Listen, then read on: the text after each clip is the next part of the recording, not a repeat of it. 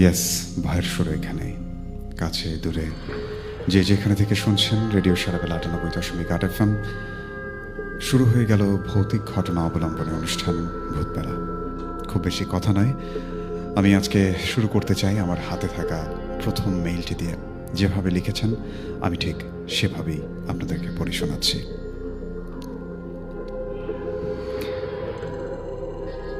আসসালামু আলাইকুম রাতুল ভাইয়া। ভূত বেলার সকল লিসেনার এবং টিম মেম্বারদের জন্য অনেক অনেক দোয়া এবং ভালোবাসা।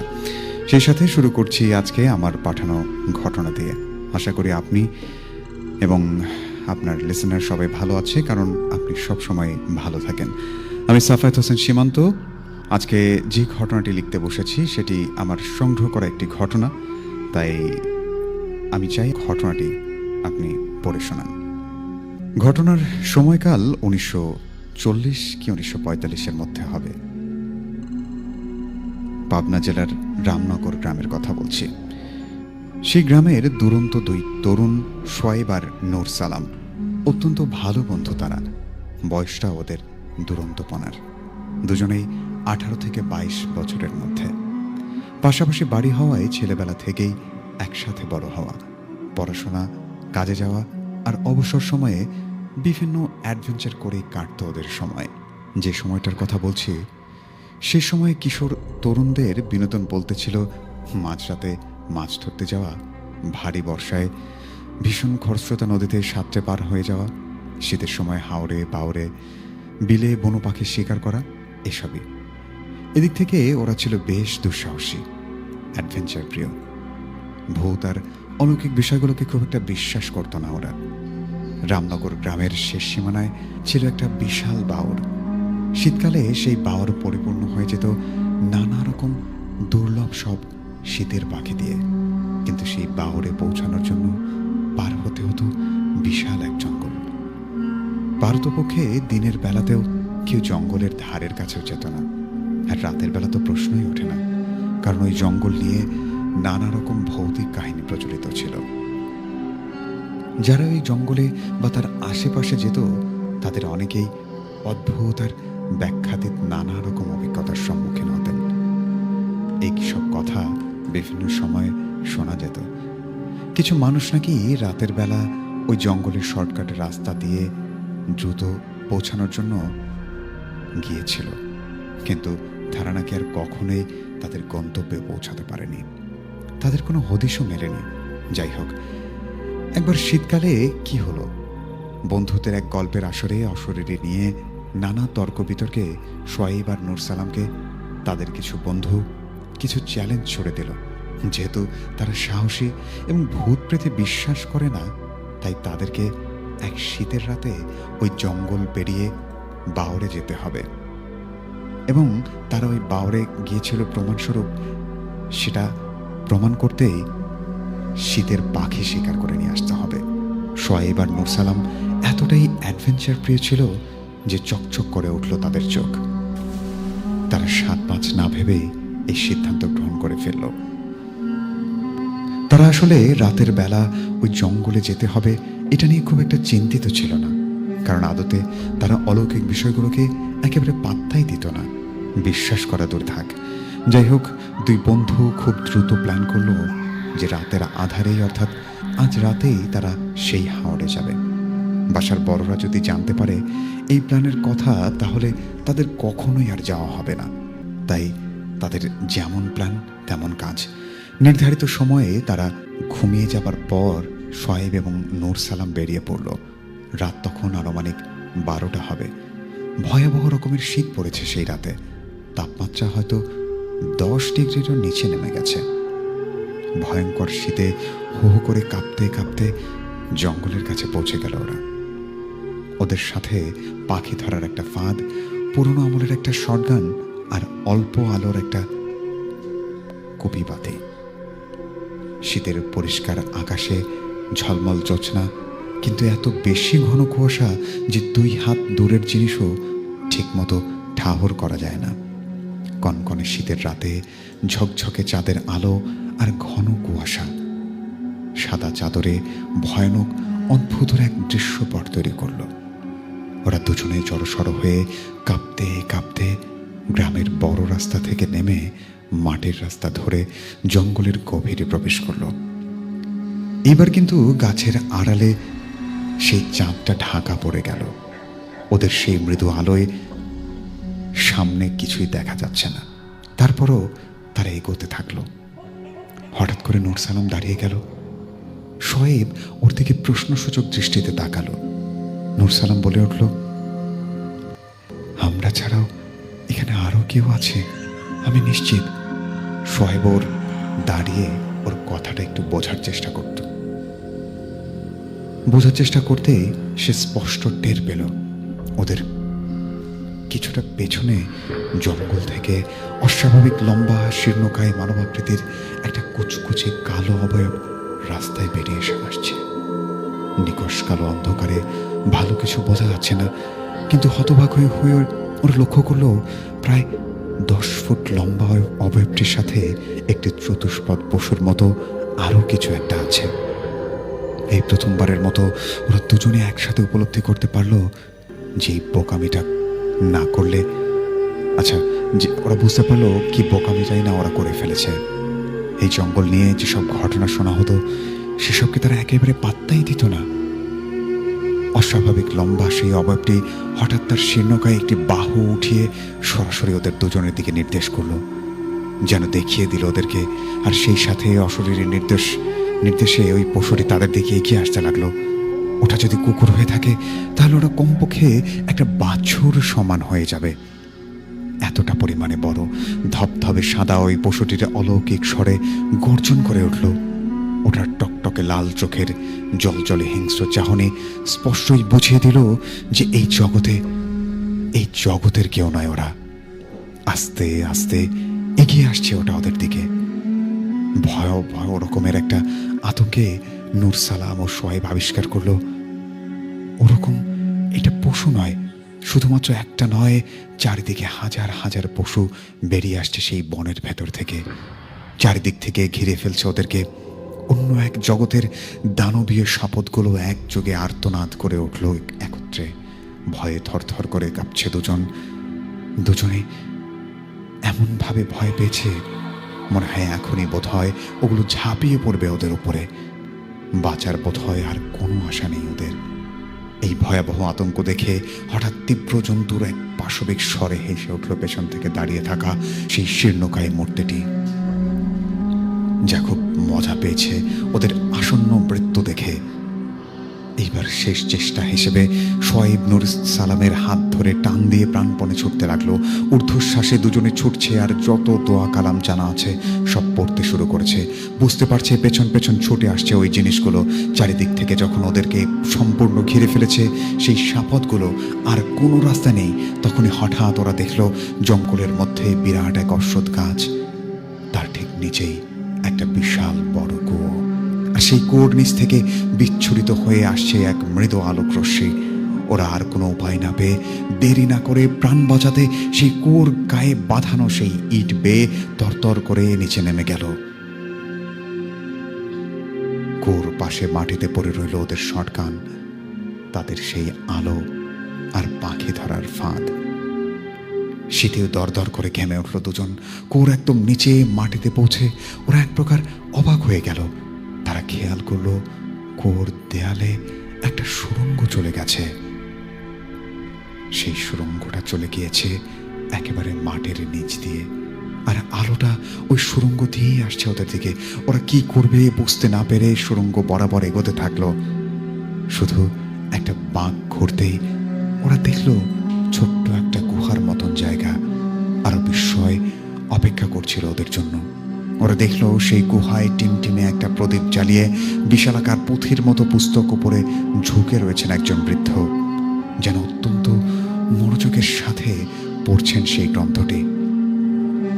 ধবধবে সাদা কাপড় পরা সেই বুজুর্গ ব্যক্তি, পোশাক পরা সেই ব্যক্তিটি মাথায় বিরাট বড় পাগড়ি, বিশালাকার সফেদ দাড়ি ও চুলগুলো ঢেকে যাওয়া নিখুঁত সুন্দর চেহারা এবং জীর্ণ হলুদ বর্ণ ধারণ করা সেই পুঁথিটি, এবং তার সামনেই বসে সেই পুঁথি পড়ার ভঙ্গিটি স্পষ্টই বলে দিচ্ছিল যে তিনি ওই সময়ের ওই স্থানের কেউ নন। এটা হতেই পারে না। শোয়েব শুকনো গলায় বলে উঠল, কে কে ওখানে? ওদের প্রশ্ন শুনে ধীরে ধীরে মুখ তুলে তাকালেন সেই বৃদ্ধ।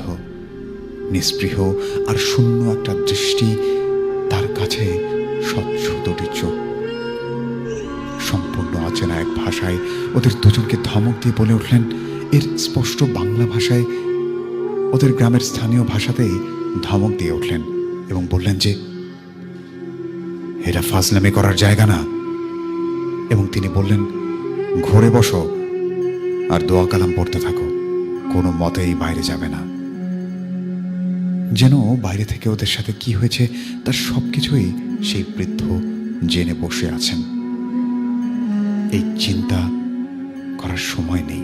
শোয়েব আর নূর সালাম দ্রুত বৃদ্ধর দিকে এগিয়ে ঘুরে পেছনে ফিরে বসে কালিমা আর জানা যত দোয়া কালাম সব পড়তে থাকলো। সময় যেন থমকে গেছে। বাইরে থেকে ভেসে আসছে শত শত অজানা সাপদ আর ভয়াবহ গর্জন আর ঝড়ের মতো তাণ্ডবের আওয়াজ। কতক্ষণ চলে গেল ওরা জানে না। পেছনে তাকানোর কোনো সাহস নেই দুজনের। এক প্রকার তন্দ্রা নেমে এলো তাদের চোখে। হঠাৎই আবার সেই বৃদ্ধ ধমক দিল। এখনই তাদের বেরিয়ে যেতে বললেন তিনি। সোজা হয়ে চলে যেতে বললেন, ডানে বাঁয়ে কোনো দিকে না তাকিয়ে। এক্ষুনি বের হতে হবে, ঠিক এই মুহূর্তে। হঠাৎ ওরা শুনল ফজরের আজানের শব্দ ভেসে আসছে। ওরা দুজনে বেরিয়ে যাবার আগ মুহূর্তে ওই বুজুর্গকে ধন্যবাদ দিতে যেই করবে, তখনই গম্ভীর কণ্ঠস্বর পিছনে না তাকানোর জন্য হুঙ্কার দিল। এবং আজকের ঘটনা যেন বাইরে কাউকেই না বলা হয়, এজন্য তিনি সাবধান করে দিলেন। সোজাভাবে যেভাবে নেমে এসেছিল ঠিক সে পথেই তাদেরকে উঠে যেতে বললেন। অন্ধকার আছে এখনো, কিন্তু কোনো সমস্যা হলো না। বাসায় পৌঁছানো পর্যন্ত ছুটতে থাকলো ওরা ততক্ষণ, এবং বড়রা ততক্ষণে উঠে পড়েছে। ওরা বাসার কাছে পৌঁছা মাত্রই ভীষণভাবে অসুস্থ বোধ করলো। শোয়েবের চলে আসলো উচ্চমাত্রার জ্বর, আর নূর সালামের শারীরিক অবনতি। হতে থাকলো বমি। বড়দের হাজার প্রশ্নের পরও ওরা কোনো উত্তর না দিয়ে তাদেরকে জিজ্ঞেস করতে থাকলো কি হয়েছে, কোথায় গিয়েছিল তারা। কিন্তু কোনো অবস্থায় তারা কোনো উত্তর দিল না। কিন্তু অবস্থা বেগতিক দেখে হুজুর ডাকা হলো। হুজুর গোপনে ওদের সাথে কি হয়েছে তিনি বুঝলেন। প্রথমে ভয়ঙ্কর খারাপ কিছুর খপ্পরে পড়েছিল ওরা। প্রাণটা হয়তো ওই রাতেই চলে যেত, কিংবা হারিয়ে যাওয়া মানুষগুলোর মতো ওদেরও আর কখনোই ফিরে পাওয়া যেত না। ওই রহস্যময় বুজুর্গ ব্যক্তির ওদেরকে কুয়ায় আশ্রয় দিয়েছেন, সে যাত্রায় এ কারণেই তারা হয়তোবা প্রাণে বেঁচে গেছে। যাই হোক, হুজুরের রুকাইয়াতে ওরা আস্তে আস্তে সুস্থ হয়ে ওঠে। সুস্থ হয়ে ওঠার পর ওদের মনে পড়ে যায় তাদের ওই শটগান, পাখি ধরার অস্ত্র আর সেই আলো যেটা তারা কুয়োর পাশে ফেলে এসেছিলেন। একদিন ওরা সাহস করে আরও কিছু লোকজন নিয়ে সেই জিনিসগুলো ফিরে আনতে গেল। ঠিক সেই কুয়োর পাশে পড়ে থাকার কথা ছিল সেগুলোর, সেই বিরাট অশ্বত্থ গাছের নিচে। কিন্তু জিনিসগুলো এমনভাবে পড়েছিল ঠিক সেভাবেই আছে, কিন্তু সেখানে আদৌ কোনো কুয়ো নেই। শোয়েব আর নূর সালাম একে অপরের দিকে হতবিহ্বল হয়ে কিছুক্ষণ তাকিয়ে রইল, কিন্তু টু শব্দটিও তারা করতে পারল না। ওদের জিনিসগুলো নিয়ে দ্রুত বাড়ি ফিরল ওরা। এরপর ওদের বন্ধুরা পাখি না আনতে পারার জন্য ওদেরকে যত খ্যাপাক না কেন, ওরা আর একটি উচ্চ বাক্য করল না, যা ওদের আচরণের সাথে একেবারেই মেলছিল না। বন্ধুরাও তাদের এই পরিবর্তনের জন্য খুবই অবাক হয়েছিল। দুরন্তপনা ওদের একেবারে চলে গিয়েছিল। এরপরের কাহিনীটি খুব ছোট। বন্ধুদের কোনো এক আড্ডায় অশরীরী, অলৌকিক এই সমস্ত প্রসঙ্গ উঠলে খুব কৌশলে এড়িয়ে যেত ওরা দুজন। ভূতে বিশ্বাস করে কিনা সরাসরি জানতে চাইলে শুকনো একটা হাসি দিয়ে চুপ হয়ে যেত। নূর সালাম আর শোয়েব আর অনেকদিন পর্যন্ত গোপন রেখেছিল ঘটনাটি। এরপরে হয়তো বৃদ্ধ বয়সে বংশধরদের কাছে এই ঘটনাটি বলে গিয়েছিল তারা। ঘটনার সমাপ্তি এখানে, কিন্তু অনেকগুলো প্রশ্ন রয়ে গেল। ভূতবেলার লিসেনারদের কাছে সেদিন সেই রাতে সেই কালো অবয়ব আর তার পোষার শপথগুলো অন্য জগৎ থেকে এসেছিল।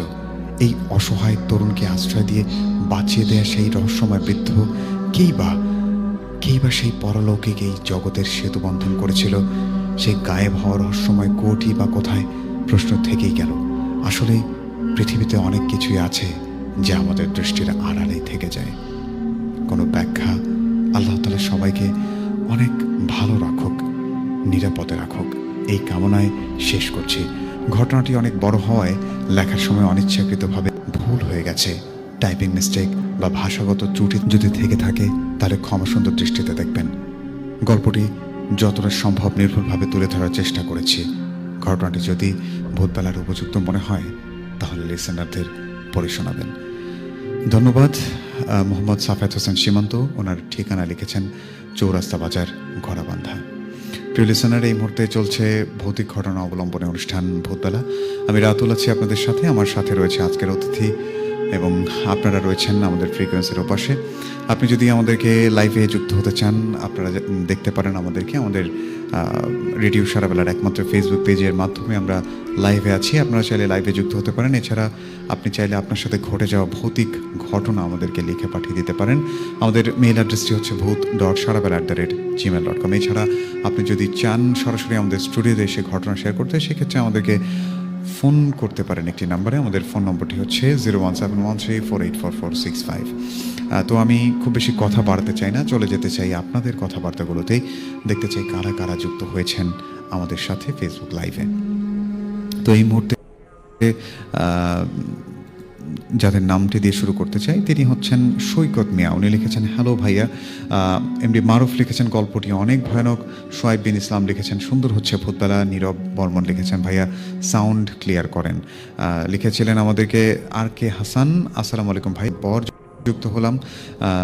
লিখেছিলেন আমাদেরকে মোহাম্মদ সোয়াইব বিন ইসলাম, আবারও উনি পূর্বপাড়া থেকে যুক্ত হচ্ছেন। নীরব বর্মন, উনি ওনার বাবা মা, সেই সাথে আরও অনেকেই শুনছেন আমাদেরকে। মোহাম্মদ সোয়াইব বিন ইসলাম, আসসালামু আলাইকুম ভাইয়া, কেমন আছেন? আরও লিখেছিলেন আমাদেরকে, দেখতে পাচ্ছি,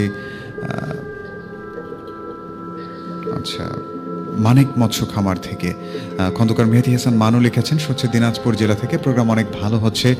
লিটন খান ছিলেন আমাদের সাথে, উনি সালাম জানিয়েছেন। আচ্ছা, কেমন আছেন ভাইয়া? অনেক দিন পর এলাম, কাজের চাপ ছিল এই জন্য শুনতে পাইনি। আচ্ছা, এরপর লিখেছিলেন শিশির ভেজা সকাল, জাহিদুল ইসলাম বরকত ভাই ছিলেন আমাদের সাথে। আসসালামু আলাইকুম ভাই, আশা করি ভালো আছেন। আল্লাহ পাক আপনার পামাকে জান্নাতবাসী করুন, আমিন। অনেক অনেক ধন্যবাদ বরকত ভাই, আপনি মনে রেখেছেন। আসলে পারিবারিকভাবে একটা দুর্ঘটনা ঘটে গেছে। আমি মানসিকভাবে আমরা পরিবারের সকলের জন্য দোয়া করবেন, যাতে আমাদের পরিবারের সকলেই বিষয়টা মেনে নিতে পারেন এবং যিনি বিদায় নিয়েছেন আমার ছোট মামা, উনি যেন পরকালে জান্নাতবাসী হতে পারেন। লিখেছিলেন মোহাম্মদ সোয়াইব বিন ইসলাম, তানভীর প্রধান ভাইয়ের মেইল শুনতে চাই। এস কে সাগর ছিলেন আমাদের সাথে, দেখতে পাচ্ছি। লিখেছিলেন, আচ্ছা, তানভীর প্রধান, উনিও যুক্ত হয়েছেন আমাদের সাথে। উনি সালাম জানিয়েছিলেন এবং জানতে চেয়েছেন কেমন আছে। অনেক ভালো আছি। এস কে সাগর ছিলেন, আসসালামু আলাইকুম ভাই, কেমন আছেন? অনেক ভালো আছি। এরপর আসলে আরও অনেকেই লিখছেন, আপনারা লিখতেই থাকুন। আমি আসলে খুব বেশি কথা বাড়াবো না আজকে, আমি চলে যেতে চাই। আমার পাশে একজন অতিথি রয়েছেন, সরাসরি তার কাছে শুরুতেই তার নাম জানবো এবং তার ঠিকানা জানবো। আসসালামু আলাইকুম ভাইয়া। আসসালাম। আপনার নাম ঠিকানা বলে আমরা ঘটনা চলে যাব। আমার নাম মোহাম্মদ সোহান, আমার বাসা উপজেলার দক্ষিণ বানিয়াচা। আচ্ছা, আমরা কোন ঘটনা শুনবো আপনার থেকে?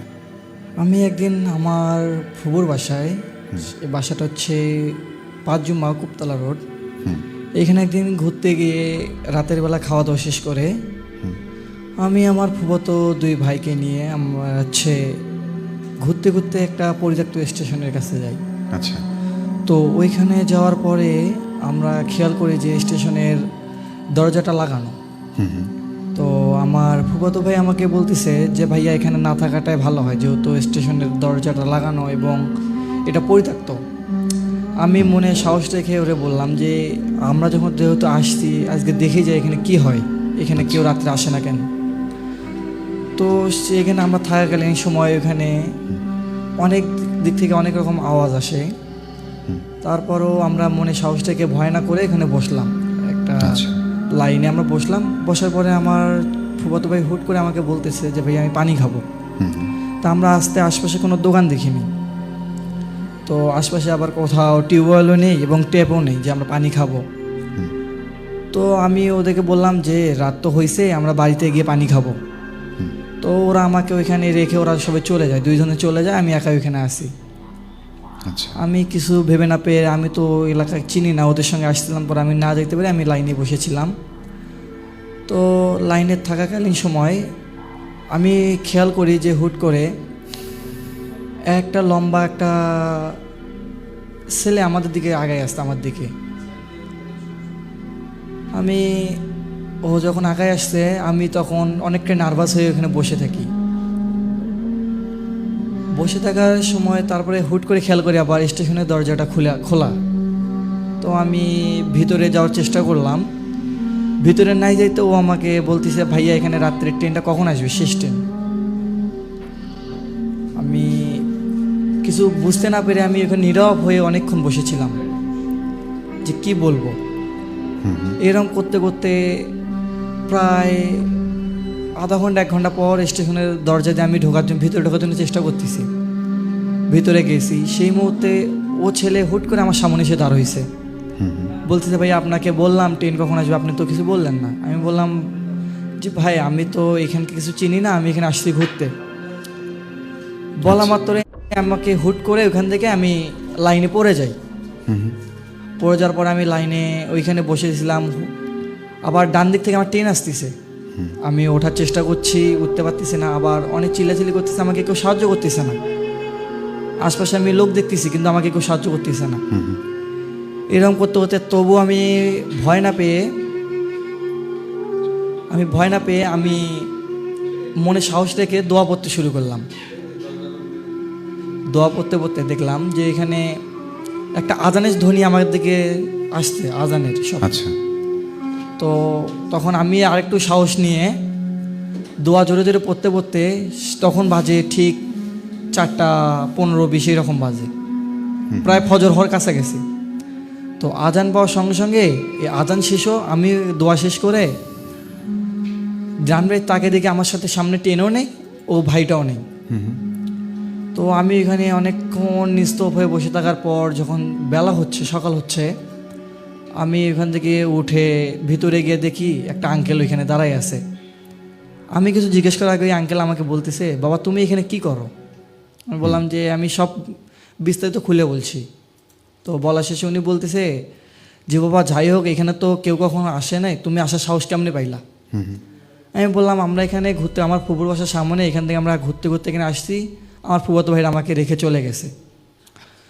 তো বলা শেষ করতে বলতেছে বাবা এখানে তো অনেক খারাপ কাজ হয় রাত্রে, রাত 12টা 1টার দিকেও এখানে আশপাশের লোকজন আসার কেউ সাহস পায় না।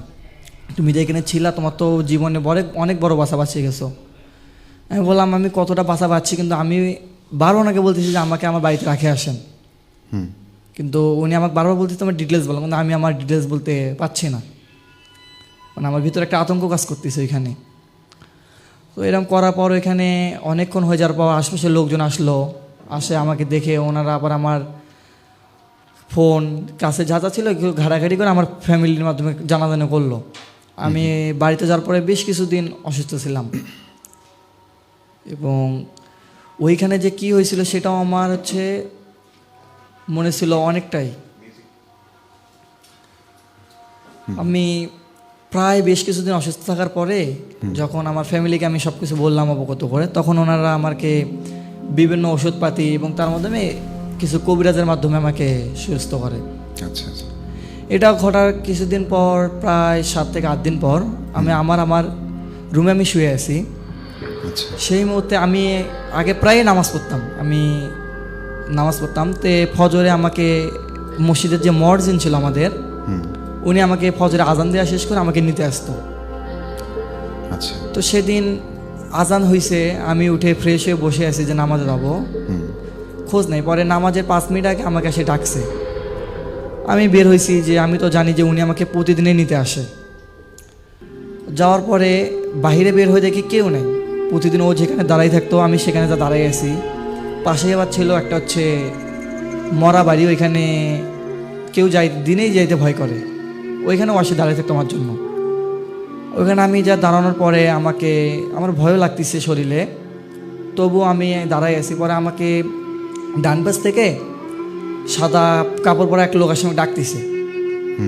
আমি ভাবলাম যে হয়তো মর্জিনরা তো সবসময় পাঞ্জাবি পায়জামা পরে থাকে, হয়তো আমাকে ডাকতেছে। আমি গেলাম, আগায় যাইতে না যাইতে আমার এমনভাবে আমার নিঃশ্বাস বন্ধ আসছে, আমি ওখানে পড়ে গেছি। ওইখান থেকে পড়ে গেছি, আমি এত চিল্লাচ্ছি, আমার ফ্যামিলি পর্যন্ত কানটা, আমি বুঝতেছি যে ফ্যামিলি পর্যন্ত কথাটা গেছে, কিন্তু আমার ফ্যামিলি আমার কথা বুঝতেছে না। আমার শরীর ওই 2 মিনিটের জন্য আমার শরীর পুরো হিট হয়ে আসছে, আমি পুরো ঘেমে গেছিলাম। আচ্ছা, তবু আমি বারবার বলতেছি যে হুজুর চলেন, নামাজে যাবো, চলেন। কিন্তু আমি যাচ্ছি মসজিদের দিকে, আমাকে নিয়ে যাচ্ছে বিলের দিকে। আমাদের এখানে একটা বিল আছে বাড়ির পাশে, আমাকে ওই দিকে নিয়ে যাচ্ছে। আমি বারবার বলতেছি হুজুর নামাজের সময় নেই, আমরা মসজিদে যাব। আমাকে বলতেছে নামাজের আগে বড় কাজ করতে হবে, চল। আমি বিল অবধি যাওয়ার পরে আমার যখন মাথায় একটু স্মরণ আসলো, কারণ মসজিদ তো এইদিকে না, আমাদের মসজিদ তো উত্তর দিকে। আমি ওনার হাত ঝাঁকড়া দিতে, আমার হাত ধরা ছিল, আমি অনুভব করতেছি যে আমার শরীর বাধা আছে। তবু আমি হাত ঝাড়া দিয়ে আমি ওইখান থেকে বের হওয়ার চেষ্টা করতেছি, পাচ্ছি না। শেষে আমি ওইখান থেকে অনেকক্ষণ ঝাড়াঝাড়ি করার পর আমি ওইখানে পড়ে গেছি। প্রায় 2-3 ঘন্টা আমি ওখানে অজ্ঞান হয়েছিলাম। বাড়িতে আনার আবার ওইখানে সেদিনও বাড়ি থেকে আনার পর আবার কোবরাজ রাখছে। কোবরাজের মাধ্যমে, আমি তো কোবরাজ বিশ্বাস করি না, তবুও কোবরাজ আনছে। ওনারা বলছে, ঝাড়ফুঁক করে বলছে যে আমার নাকি ছাড়া লাগছে, উপসাটা। আচ্ছা। তো উপসাটা লাগার পর আমি বেশ কিছুদিন ওনাদের কথা মতো ওনাদের যে করণীয় সেগুলো আমি করলাম। এগুলো করণীয় শেষে তবুও আমার ভিতরে একটা আতঙ্ক ছিল। আমি একাই বাইরে বেরোতাম না, কিছু করতাম না। নিজের যে বাড়ি, আমি বাড়িতেও বের হতাম না নিজে। তো এইভাবে করতে করতে বেশ কিছুদিন চালাই যাওয়ার পরে আমি একদিন সাহস করে ভাবলাম যে আমি ঘুরে আসি। ঘুরে আসার কারণে আমি ভাবলাম ওই জায়গায় আমি আবার যাব। ওইখানে গেলাম, যাওয়ার পরে দেখি ওইখানে প্রতিনিয়ত একটা লম্বা লোক সাদা শাড়ি পরে আবার পাঞ্জাবি পরে 2জন ব্যক্তি দাঁড়াই ছিল। তা ওইখানে আমি বেশ কিছুদিন যাওয়া আসা করতাম না। যাওয়া আসা করার পর আমি বাড়ি থেকে তেমন বের হইতাম না। তারপরে একদিন আমাদের বাড়ির পাশে আমার সম্পর্কে চাচি হয়, উনি এখানে দাঁড়াই আছে। উনি দাঁড়িয়ে থাকার সময় ওইখানে নাকি ছিল 4-5 জন, শুনলাম যে ওনাকে নাকি থাপ্পড় মারা হয়েছে একটা। তো ওনার ওই কথাটা শুনে আমি আরও বেশি ভয় পাই, বাড়িতে বলি। আমি বেশ কিছুদিন আতঙ্ক ছিলাম, ভয়ভীতিতে ছিলাম। এখন মোটামুটি বলতে গেলে আমি এখন একটু বাইরে গেলে খুব নার্ভাস থাকি, বিশেষ করে রাত্রে। কারণ আমার শরীরে 2বার এরকম আতঙ্ক সৃষ্টি হয়েছে, আমি 2বার এরকম ভয়ভীতিতে ছিলাম। আচ্ছা। তো এখন পর্যন্ত আমি বাইরে কোথাও যাই না, যেখানে যাই ফ্যামিলি লোককে নিয়ে যাই। আমি রুমের বাইরে বের হলে আমি সাথে হয় আমার ভাইকে, না আমার দাদিকে, না আমার আম্মুকে আমি নিয়ে যাই। আচ্ছা।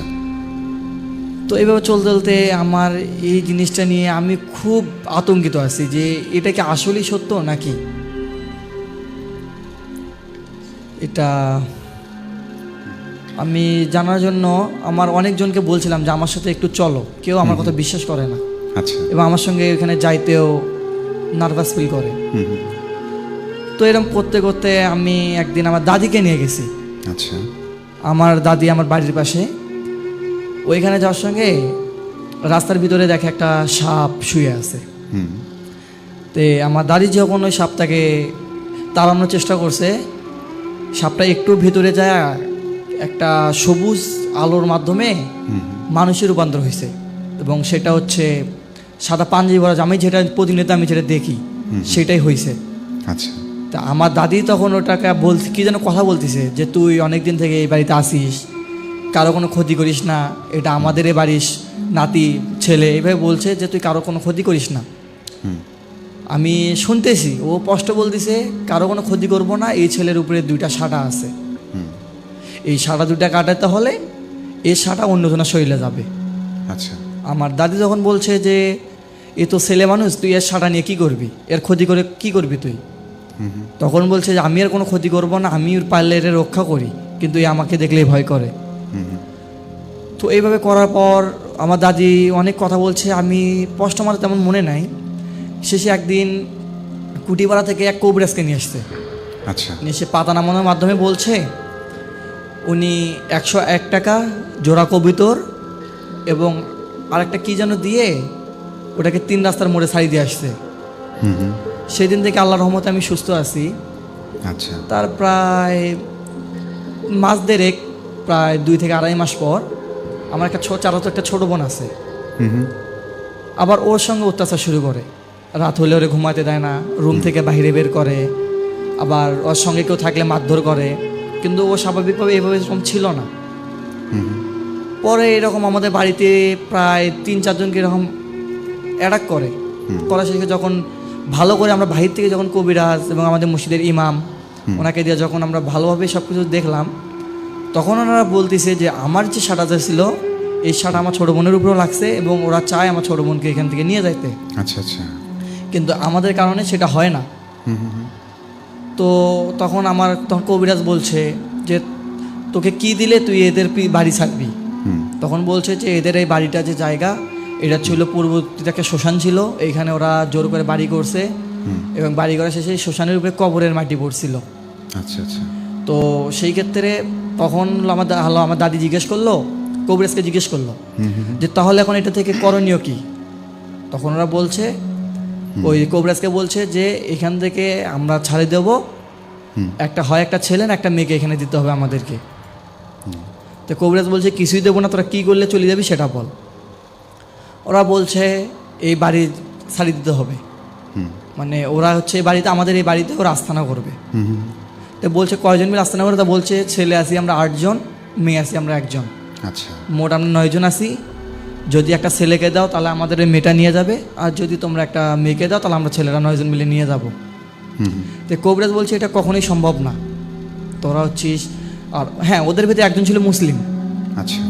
ছেলেদের ভেতরে ও ছেলেটা বলছে যে আমি ভালো আছি, আমি সবসময় দেখে প্রোটেক্ট করি, নামাজে নিয়ে যাই, কিন্তু আমার সাথে যে 7 জন আছে এরা আমাকে ভালো কাজ করতে দেয় না, আমি করতে গেলে আমাকে মারধর করে। তো তখন আমাদের কবিরাজ বলছে যে তোমরা হচ্ছে হিন্দু, তোমাদের সঙ্গে এই মুসলিম ছেলে মেয়েকে আমরা দিতে পারি না। তো ওরা তখন বলছে যে তোরা দিবি না তাহলে আমরা আমাদের মতো ক্ষতি করে যাব, যতদিন তোরা বেঁচে আছে আমরা আমাদের মতো ক্ষতি করে যাব। আচ্ছা। তো এরকম করার পর কবিরাজ অনেক কিছু করার পর, অনেক ঝাড়ফুঁক করার পর ওদের 9 জনের ভিতর থেকে 8 জনকে তাড়াইছে, 1 জনকে তাড়াতে পারেনি। তো ওই 1 জনের আবার হচ্ছে করতেছে কি, ও আবার চাচ্ছে যে আবার দল গঠন করবে এখানে। আচ্ছা। তো এই দল গঠন করার জন্য আবার ওরে ধরছে, বোতলে বন্দি করা হয়েছে।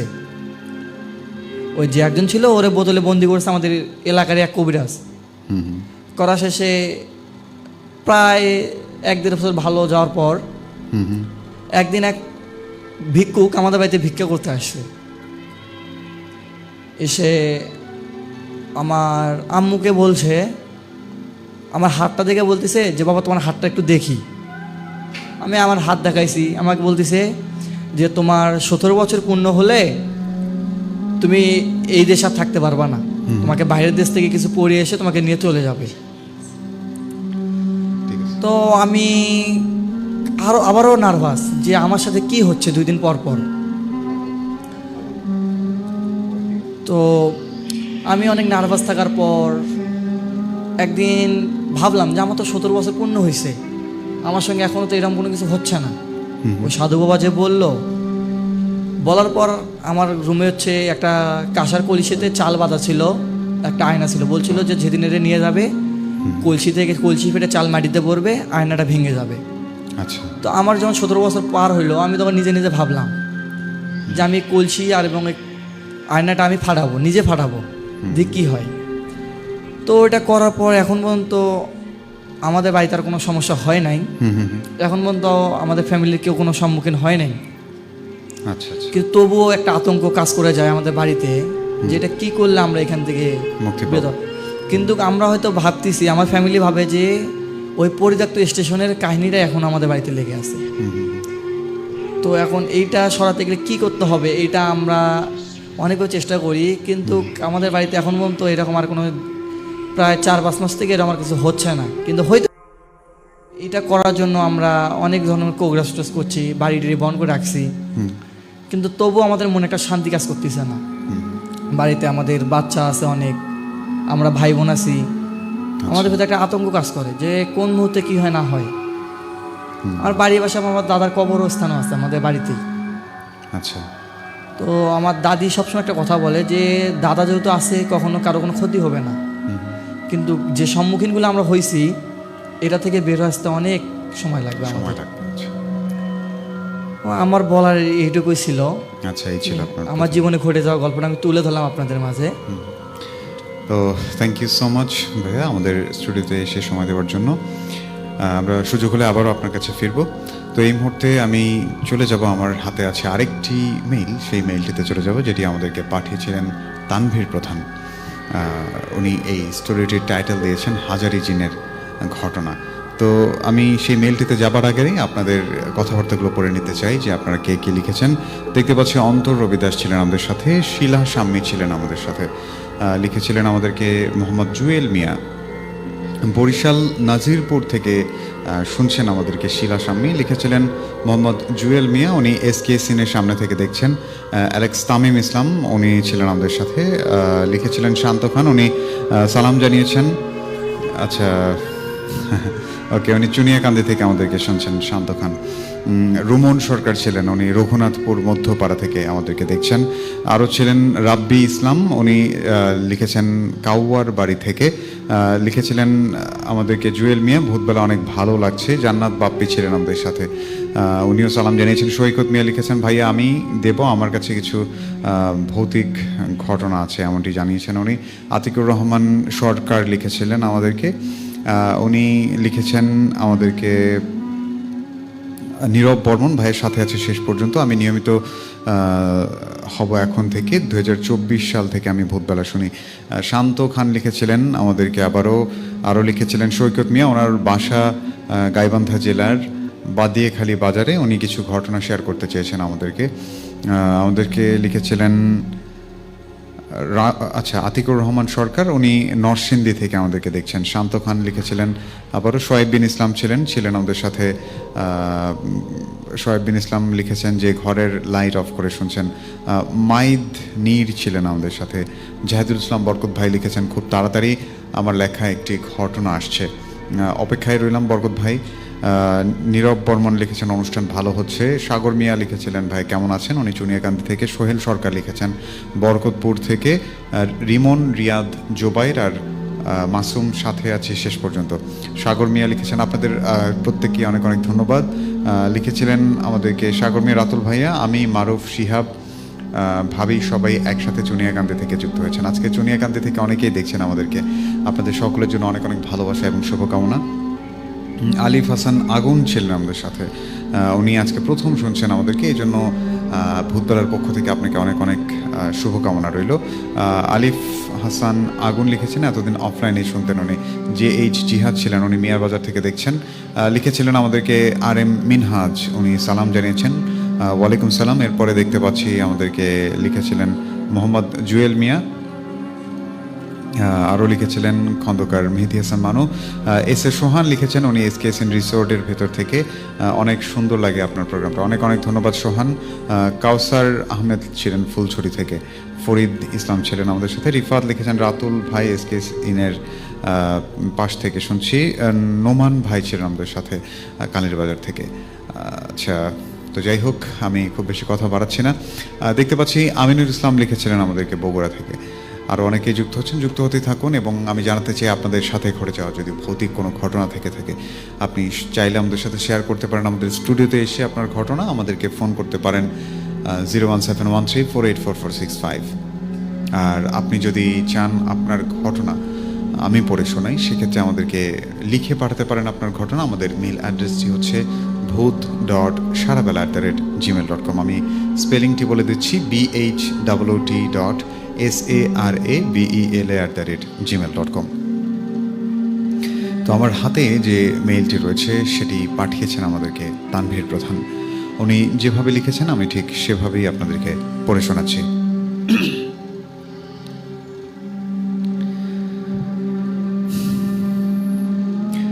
শ্রদ্ধেয় রাতুল ভাই সর্বপ্রথম আমার সালাম গ্রহণ করবেন। আমি জানি আপনি অলওয়েজ ভালো থাকেন, তাই জিজ্ঞেস করলাম না। আমি ভূতবেলার একজন একনিষ্ঠ ভক্ত। ভূতবেলা এলেই, বৃহস্পতিবার এলেই আমার মনটা খুশিতে ভরে থাকে। কখন যে রাত হবে এই আশায় শত ব্যস্ততার মাঝেও ভূতবেলাকে ভালোবাসি। তাই আবারও একটি সত্য ঘটনা শেয়ার করলাম। ঘটনাটি আমার এক বন্ধুর চাচার সঙ্গে ঘটা। এই বিশাল পৃথিবীতে কত রকম রহস্যময় ঘটনাই না ঘটে থাকে, তা আমরা কতটুকুই বা জানি। না আছে এগুলোর কোনো বিজ্ঞানসম্মত ব্যাখ্যা, না আছে কোনো উত্তর।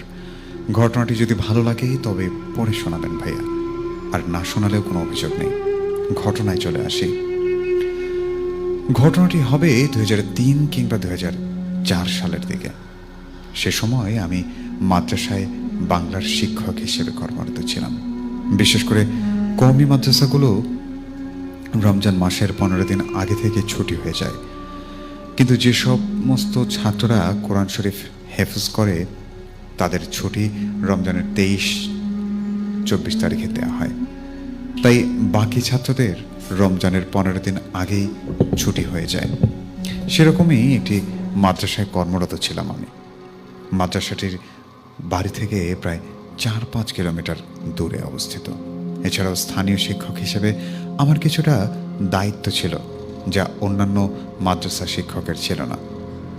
অন্য সমস্ত শিক্ষকরা ছুটি নিয়ে আগেই চলে যেতেন, শুধু প্রিন্সিপাল আর আমি মাদ্রাসায় ছিলাম, যার ফলে রাতে মাদ্রাসায় আমার দায়িত্ব হয়ে যায় থাকা।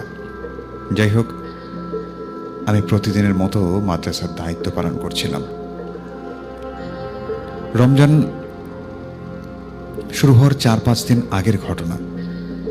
এক রাতে সমস্ত ছাত্ররা ঘুমিয়ে পড়েছিল। রাত আনুমানিক 12টা অথবা 1টার সময় ওয়াশরুমে যাওয়ার জন্য আমি বের হই। এখানে একটি কথা না বললেই নয়, সেটা হলো মানুষের রাশি। রাশি বলতে তুলা, সিংহ, মেষ ইত্যাদি রাশির সাথে মিল না হলে জিনদের দেখা পাওয়া মুশকিল। তবুও সাহস করে অন্ধকারে চুপি চুপি মসজিদের সিঁড়ি বেয়ে উপরে উঠতে থাকলাম। দেখি সিঁড়ি বেয়ে উপরে উঠছি, আর দুরু দুরু বুকে অজানা ভয়ে কাঁটা দিয়ে উঠছে। না জানি কি দেখব, এই বেয়ে দোয়া দরুদ পড়তে পড়তে উপরে উঠছে। অবশেষে ছাদের গেটের কাছে যখন আসলাম, তখন দেখি ছাদের গেটটা চাপা দেওয়া। গেটের নিচে একটু ফাঁকা জায়গা। সেটা দিয়ে দেখার চেষ্টা করতে দেখি ধবধবে সাদা পাঞ্জাবি পরা দুটি আকৃতি অবয়ব হ্যারিকেন জ্বালিয়ে বসেছে। তা দেখে বুকের মধ্যে একটা ধাক্কা অনুভব করলাম। মনে সাহস নিয়ে শব্দ করে জোর গলায় জিজ্ঞাসা করতে চাইলাম, কে ওখানে? কিন্তু আসলে গলা দিয়ে কোনো আওয়াজই বেরোচ্ছে না। তখন গলা যে শুকিয়ে খসখসে হয়ে গেছে বুঝতেই পারিনি। তারপরও আবার সাহস নিয়ে বলতে গেলাম, কে রে? কিন্তু নিজের গলার আওয়াজ নিজের কাছেই যেন কেমন লাগলো। হঠাৎ করে সে মানবাকৃতির অবয়ব দুটি উঠে দাঁড়ালো। আমি সিঁড়ির দরজার কাছে দাঁড়িয়ে আছি, সেদিকে আসতেই লাগলো, আর প্রচণ্ড ভয় পেলাম। ঠিক এই সময় একজন বলল, হুজুর, আমি আজগর। আমি তখন বুঝতে পারলাম এটা জিন নয়, এরা মাদ্রাসার ছাত্র। একটু সাহস নিয়ে বললাম, এত রাতে তোমরা এখানে কি করছো? ওরা আমার কাছে মাপ চেয়ে বলল, হুজুর, কাউকে বলবেন না, আমরা একটু জিন হাজির করছিলাম। আমি তখন তাদের বললাম, তোমরা কি জানো এর পরিণাম কি হতে পারে? তারা বলল, হুজুর, আমি সবই জানি, তারপরও করতে ইচ্ছুক। বাধ্য হয়ে আমি তাদের সাথে যোগ দিলাম, কারণ আমারও একটু ইচ্ছে ছিল কিভাবে জিন হাজির করে, জিন দেখতে কেমন হয়। কিন্তু তাদের কোনো দুর্ঘটনা হলে আমার উপরেই দোষ পড়বে, তাই আমি তাদেরকে ছাড়তে চাইলাম না। দেখি তারা পানি ভর্তি বালতির ওপর সূরা জিন পরে ফু দিচ্ছে এবং সেই পানির ছিটা দিয়ে একটা কাচের বয়মে মারছে। এভাবে কিছুক্ষণ করার পর হঠাৎ মসজিদের নিচে কিসের জন্য একটা ধস্তাধস্তির বিকট আওয়াজ শোনা গেল। শব্দটা এমন যেন দুটি শক্তিশালী প্রাণী মাটিতে পড়ে মারামারি করলে যেমন হয়, ঠিক সেরকম শব্দটি আস্তে আস্তে আর জোরালো হতে লাগলো। মসজিদের ছাদের পানি নিষ্কাশনের পাইপ বেয়ে মনে হয় কিছু একটা উপরে উঠছে। মনে হচ্ছিল সব কিছু ভেঙে চুরে ছুটে আসছে। আশেপাশের গাছগুলোর প্রচণ্ডভাবে নড়তে লাগলো, ঠিক যেন কালবৈশাখীর ঝড়। এই পরিস্থিতি দেখে আমি তাদের বারণ করলাম, কারণ আমি বুঝতে পারছিলাম আমরা কোনো এক অজানা বিপদের মুখোমুখি হতে যাচ্ছি। আল্লাহ না করুক এখন কোনো অঘটন ঘটলে আর কারো রক্ষা নেই। তাই তাদের বকাঝকা শুরু করে দিলাম, এই তোরা বন্ধ করে সব, নইলে মাদ্রাসার প্রিন্সিপালকে বলে তোদেরকে মাদ্রাসা থেকে বের করে দেব। তখন তারা আমার ভয়ে এই কাজটা বন্ধ করে দিল। আস্তে আস্তে আমার সঙ্গে নিচে নেমে এলো। ঘটনাটি এখানে শেষ হয়ে গেলে ভালো হতো, কিন্তু এখানেই শেষ নয়। এই ঘটনার পর থেকে শুরু হলো আমার সঙ্গে একের পর এক ভয়ঙ্কর লোমহর্ষক ঘটনা। সাধারণত আমি প্রতি রাতেই তাহাজ্জুদে নামাজ আদায় করে তাসবিহ তেলাওয়াত করি। নিজের সম্পর্কে বড়াই করা এটা আমার ইচ্ছে ছিল না, কিন্তু ঘটনাটি প্রকাশ করার জন্য বলতেই হলো। এক রাতে মসজিদে নামাজ আদায় শেষে জায়নামাজে বসে হাতের তসবিহ গুনে গুনে জিকির করছি। হঠাৎ কে যেন আমার তসবিহ ধরে জোরে একটা টান মেরে ছিঁড়ে ফেলল। আমি চোখ মেলে দেখি কেউ নেই। সঙ্গে সঙ্গে ভেতরে একটা ভয় অনুভব করতে লাগলাম। সেই সঙ্গে সারা শরীর দিয়ে ঠান্ডা ঘামের রেখা অনুভব করলাম। কি করব, মসজিদ থেকে বেরিয়ে পড়বো না বসে থাকবো, কিছুই বুঝতে পারছিলাম না। অনেকক্ষণ পর্যন্ত এভাবে ভয়ে জড়সড় হয়ে বসে থাকার পর মুয়াজ্জিন চলে এলো, ফজরের আজান দিয়ে দিল। আরেকদিন রাতে নামাজের সময় আমি জায়নামাজে সিজদা। সেদিন আমার বাসায় কেউ ছিল না। আমার স্ত্রী ও কন্যা তাদের নানা বাড়িতে বেড়াতে গিয়েছিল, আর আমার আব্বা আম্মাও কোথায় যেন বেড়াতে গিয়েছিল। সেদিন বাড়িতে আমি একাই ছিলাম। প্রতিদিনের মতো রাতে খাওয়া দাওয়া শেষে আমি ঘুমোতে যাই। হঠাৎ কেন যেন আমার ঘুমটা ভেঙে গেল। কী কারণে ঘুমটা ভাঙলো তার কারণ খুঁজতে গিয়ে আমি দেখলাম ঘুটঘুটে অন্ধকার জায়গায় আমি শুয়ে আছি, খালি মাটিতে। মাটির ঠান্ডায় আমার ঘুম ভেঙেছে। সেই সঙ্গে খুবই পচা একটা বিশ্রী গন্ধ আমার নাকে এসে লাগছে। অনেক চেষ্টা করেও আমি মনে করতে পারছিলাম না আমি কোথায় শুয়ে আছি। আমি তো বাসায় সুন্দর বিছানায় ঘুমিয়েছিলাম, তবে এই মাটিতে কেন, কেমন করে এখানে আসলাম? এই ধরনের প্রশ্ন আমার মাথায় আসছে। আমার হৃৎপিণ্ডটা ভয়ে দেহ থেকে বেরিয়ে আসার মতো অবস্থা। আমি অন্ধকারে আস্তে আস্তে উঠে বসলাম, চারপাশে হাত দিয়ে বোঝার চেষ্টা করলাম এটা কোন জায়গা। হাতটাতে বুঝতে পারলাম আমার চারপাশে মাটির দেয়াল। আমার শরীর থেকে 4-5 ইঞ্চি দূরেই মাটির দেয়াল, সব মাটির দেয়াল। ভয় কাকে বলে, জীবনে এরকম ভয় আমি কোনোদিন পাইনি। যখন আমি বুঝতে পারলাম এটা পুরনো এক কবর, আমি সেখানে শুয়ে আছি, তখন শুনি যে মসজিদে আবার আজান হয়েছে। তখন আমি নিজেকে আমার নিজের বাড়িতে আবিষ্কার করি। তারপর একজন হুজুর আমাকে দেখানো হলো, একজন বড় আলেমকে ডেকে নিয়ে আসা হলো। তিনি বেশ কিছু নিয়মকানুন এবং তাবিজ দিলেন। তারপর থেকে আমার সাথে আর কোনো সমস্যা হয়নি। একটা বিষয়ে ভাবতে আমার অবাক লাগে যে তা হলো আমার বাসা থেকে কবরস্থানটি প্রায় 7-8 কিলোমিটার দূরে ছিল, কিন্তু কিভাবে আমি যখন নিজেকে কবরের ভেতরে আবিষ্কার করি, তখন আমি কবরের ভেতরের কোনো একটা কবরে শুয়েছিলাম।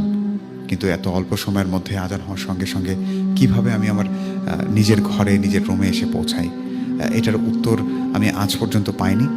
তবে আনুমানিক উত্তরটা হলো এরকম যে সেই হুজুর আমার সাথে সব ঘটনা শেয়ার করলে বলেন যে আমরা যে জিনটাকে হাজির করতে গিয়েছিলাম সেটা পুরোপুরি হাজির করতে না পারায় কাজটি বন্ধ করে, সেই কাজটি যখন বন্ধ করে দেওয়া হয় সেটা প্রচণ্ডভাবে রেগে গিয়েছিল এবং সে প্যারানর্মাল জগৎ থেকে নর্মাল জগতে এসে আর ফিরে যেতে পারেনি। তাই রাগে আমাদের সাথে এই ঘটনাগুলো ঘটিয়েছে।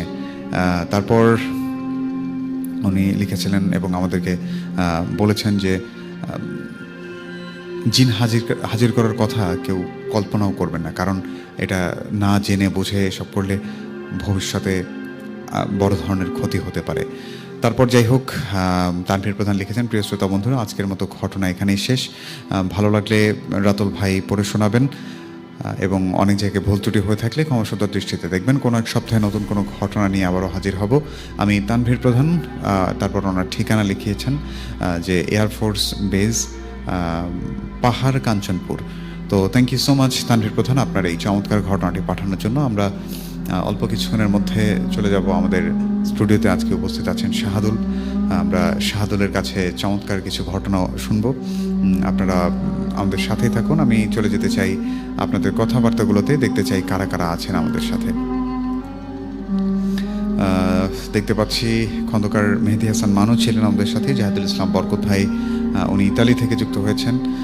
আরও যুক্ত হয়েছেন লিটন খান, উনি লিখেছেন অনেকদিন পর যুক্ত হয়েছি, কাজের চাপ ছিল তাই শুনতে পারিনি। লিখেছিলেন আমাদেরকে শোয়েব বিন ইসলাম। তারপর উনি আমাকে রাসেল ভাইয়া বলে সম্বোধন করেছেন। শোয়েব বিন ইসলাম লিখেছেন এটা রাতুল ভাইয়া হবে। সাগর মিয়া লিখেছেন চুনিয়াকান্দি থেকে। ফিরোজ কবি লিখেছেন আমাদেরকে। নীল প্রজাপতি লিখেছিলেন আমাদেরকে ঠাকুরবাড়ি মেলার সামনে থেকে উনি আছেন, উনি শেষ পর্যন্ত আমাদের সাথে থাকবেন। খন্দকার মেহেদী হাসান মানু লিখেছেন অনেক ভয়ানক ছিল মেইলটা। সৌরভ মিয়া ছিলেন আমাদের সাথে, সৈকত মিয়া ছিলেন সেই সাথে। লিখেছিলেন আমাদেরকে এসকে সাগর। জাহিদুল ইসলাম বরকত ভাই ছিলেন আমাদের সাথে। আবারও দেখতে পাচ্ছি নোমান লিখেছিলেন, সেই সাথে যারা যারা আমাদের সাথে ছিলেন তাদের প্রত্যেককেই অনেক অনেক ধন্যবাদ। আমি আসলে খুব বেশি কথা বাড়াতে চাই না, সরাসরি চলে যাব শাহাদুলের কাছে। তো আমি এই নিয়মকানুনগুলো আরেকবার জানিয়ে দিতে চাই। আপনি চাইলে আমাদের সাথে ঘটনা শেয়ার করতে পারেন। আপনি যদি চান আপনার ঘটনা আমি পড়ে শোনাই, সেক্ষেত্রে আমাদের মেইল পাঠাতে পারেন। আমাদের মেইল অ্যাড্রেসটি হচ্ছে bhoot.sarabel@gmail.com, স্পেলিংটি হচ্ছে BHOOT.SARABEL@gmail.com। আর আপনারা যদি চান আপনার ঘটনা আমি পড়ে শোনাই, সেক্ষেত্রে আমাদেরকে ফোন করতে, আপনি যদি চান আপনার ঘটনা আপনি সরাসরি আমাদের স্টুডিওতে এসে শেয়ার করতে, সেক্ষেত্রে আমাদেরকে ফোন করতে পারেন। আমাদের ফোন নম্বরটি হচ্ছে 01713484465। তো খুব বেশি কথা নয়, আমি এবারে সরাসরি চলে যাচ্ছি শাহাদুলের কাছে। বহুদিন পর শাহাদুলকে আমরা স্টুডিওতে পেলাম এবং জানতে চাই শুরুতেই যে শাহাদুল কেমন আছে, কি অবস্থা? শাহাদুল কেমন আছো?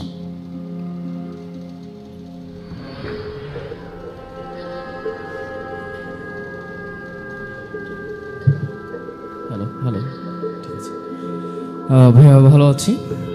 আশা করি অনেক আপনারা যারা লিসেনার রয়েছে তারাও ভালো আছে। এবং সব সময় আমি কি বলবো যে যারা গল্প পাঠাই বা স্টোরি পাঠাই, ভৌতিক যে ইমেলগুলো পাঠাই, তারা তো সব সময় বলে যে রাতুল ভাই ভালো দলেই থাকে সব সময়। যাই হোক, মূল কথায় আসি। আজকে যে অনেক দিন পর আপনাদের মাঝে উপস্থিত হওয়া, তা আবার বিশেষ করে ইচ্ছা ছিল যে আর কখনো ক্যামেরার সামনে আসবো না, কিন্তু ভাইয়ার বিশেষভাবে বলার কারণে এখানে ক্যামেরার সামনে আসা। যাই হোক, পরিশেষে আজকে যে ঘটনাটি বলবো সেটি হচ্ছে একটি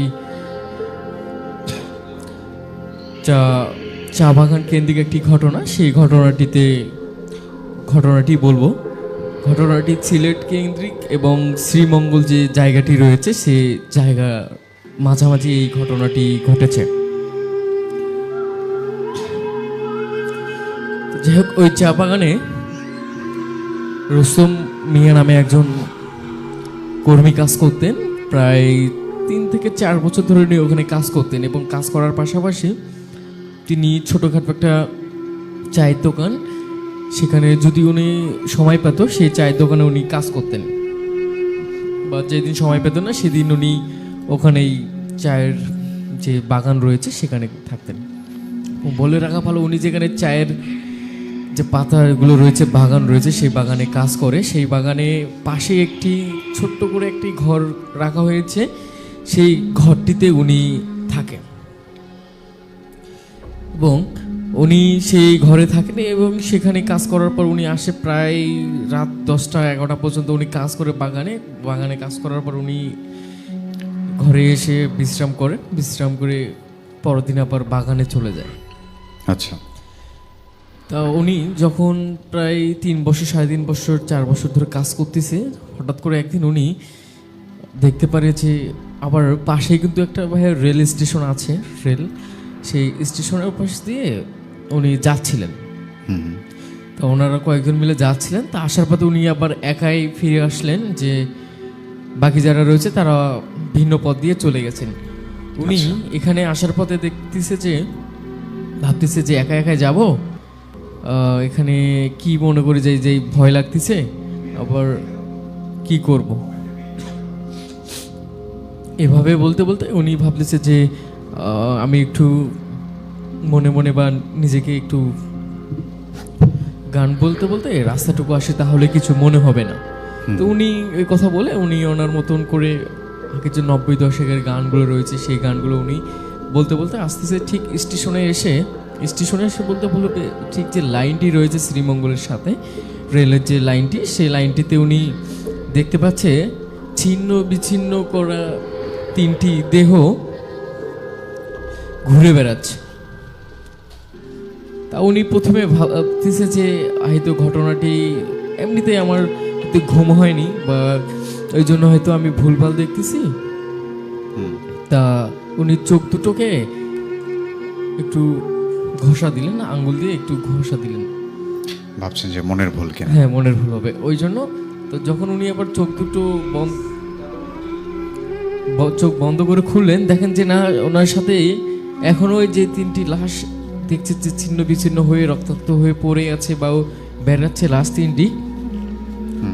তা উনি দেখে চিৎকার করতে করতে উনি ওনার যে চা বাগানে কাজ করতো সেই ঘরের ওখানে যে ওনার যে লোকজনগুলো রয়েছে তাদেরকে ডাকলেন, যে বললেন যে এই ঘটনা রেল লাইনে যে দেখি যে 3টি ছিন্ন বিচ্ছিন্ন দেহ ঘুরে বেড়াচ্ছে।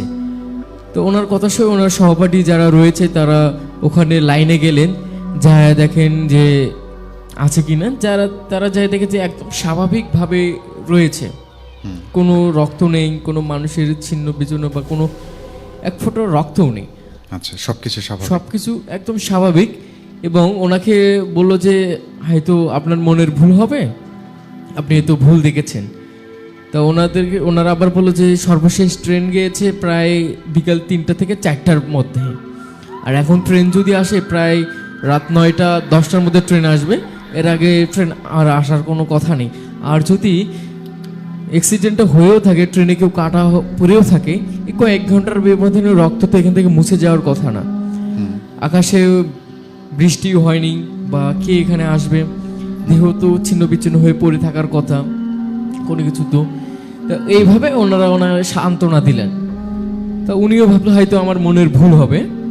তা ঠিক উনি যখন চায়ের বাগানে কাজ করার পর উনি ভাবতেছে যে এখানে কাজ করে তো আমার পোষাচ্ছে না, তা আমি এখানে বিকালে কাজ করব, চায়ের বাগানে বিকেলে কাজ করব, আর সারাদিন আমি একটা ছোটখাটো একটু ফেরি করে জিনিসপত্র বা যে কাঁচা যে আমরা মেলামাইন প্লেট বা কাঁচের যে জিনিসগুলো রয়েছে সেগুলো বিক্রি করব। তো উনি কয়েকদিন ধরে চিন্তা ভাবনা করতে করতে ওনার সহপাঠীদের কাছে শেয়ার করলেন।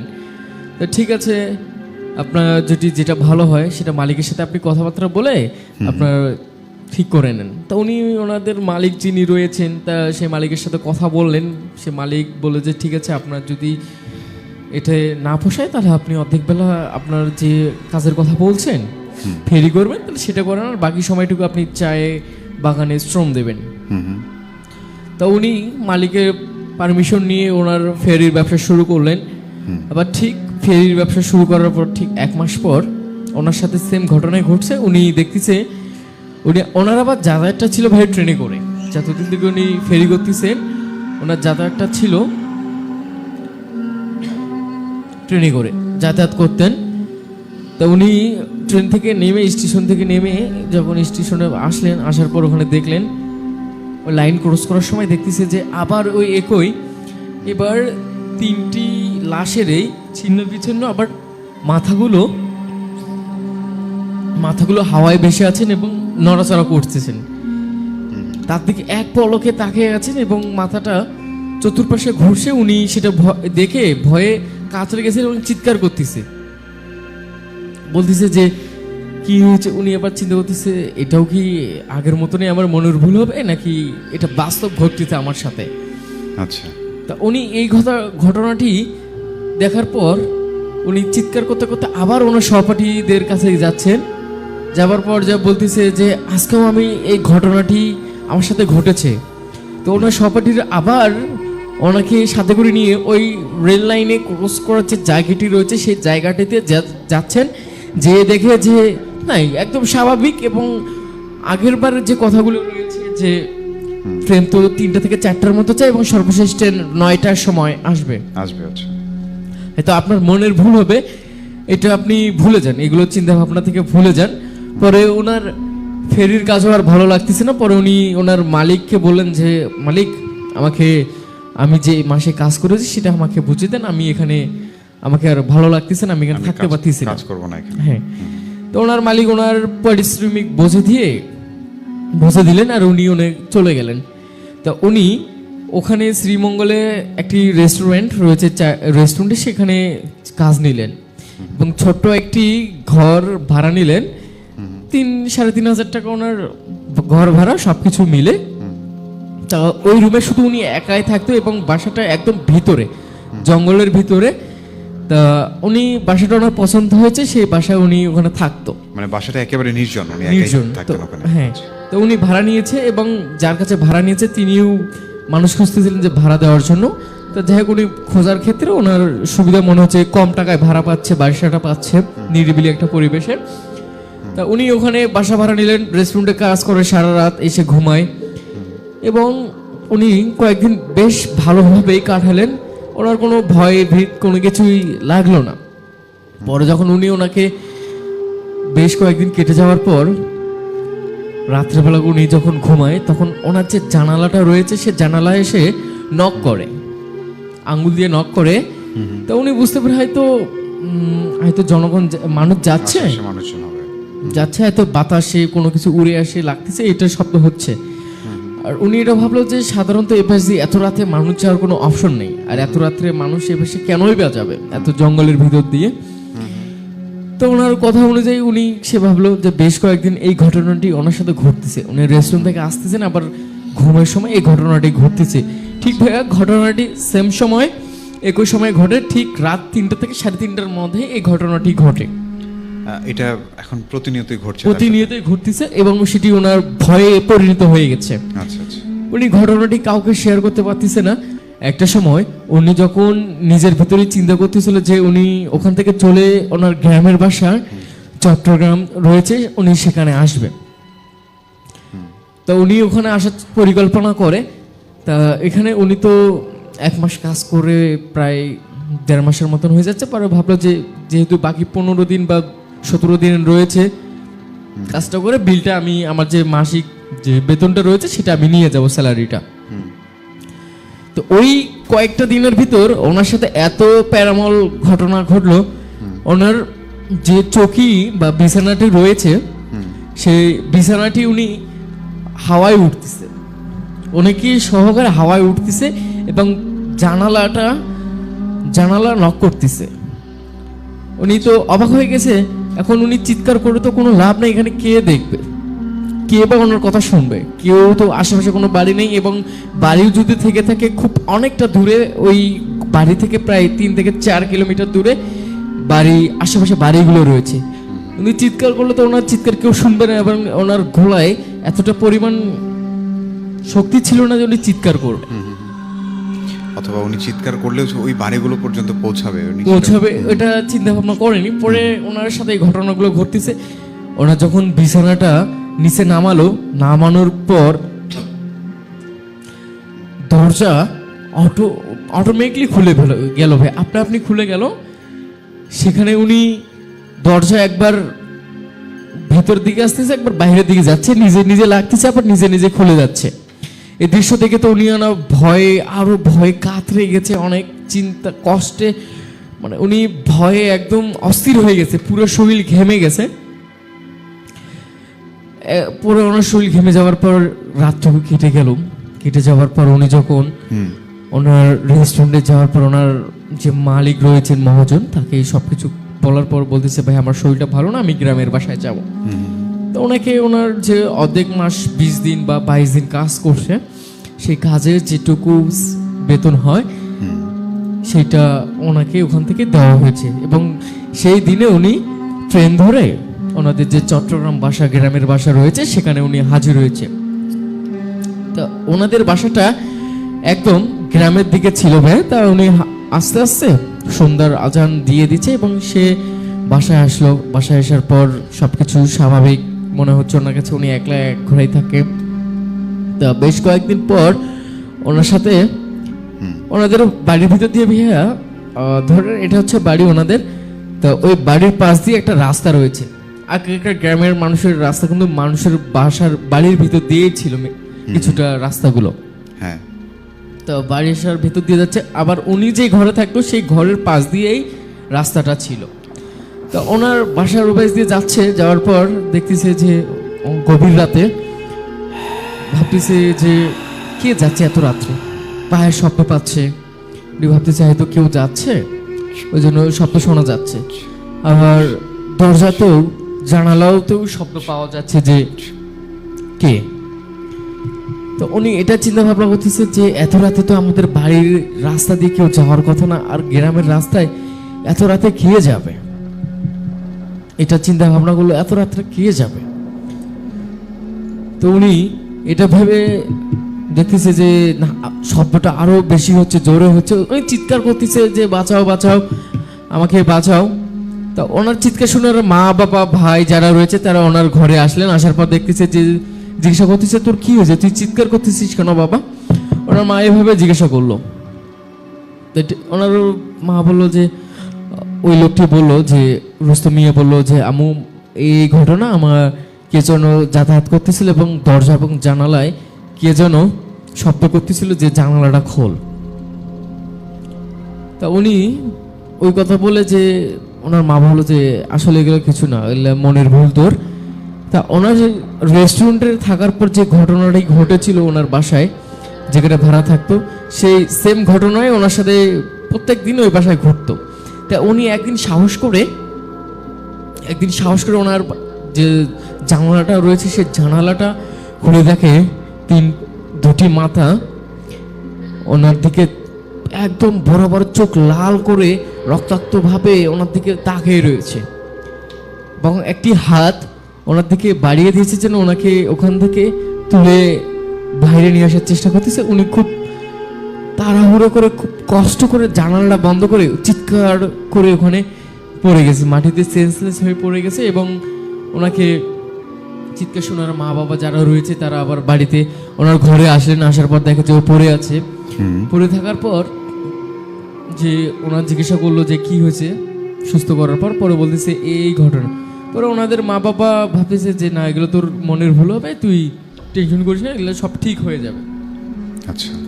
তো যখন ঘটনাটি আবার ঘটতেছিল, তো তারা স্বাভাবিকভাবেই নিচ্ছিল ঘটনাটি, তার মা বাবা স্বাভাবিকভাবে নিচ্ছিল এবং দেখতেছে পরবর্তী উনি দুর্বল হয়ে যাচ্ছে, শরীর শুকিয়ে যাচ্ছে। একদম তরতাজা একটা মানুষ কিভাবে এত দুর্বল হয়ে গেল। পরে ওনার মা বাবা এখন ওনাদের পাশের যে পাশের এলাকার মসজিদ ইমাম সাহেবকে নিয়ে গেলেন।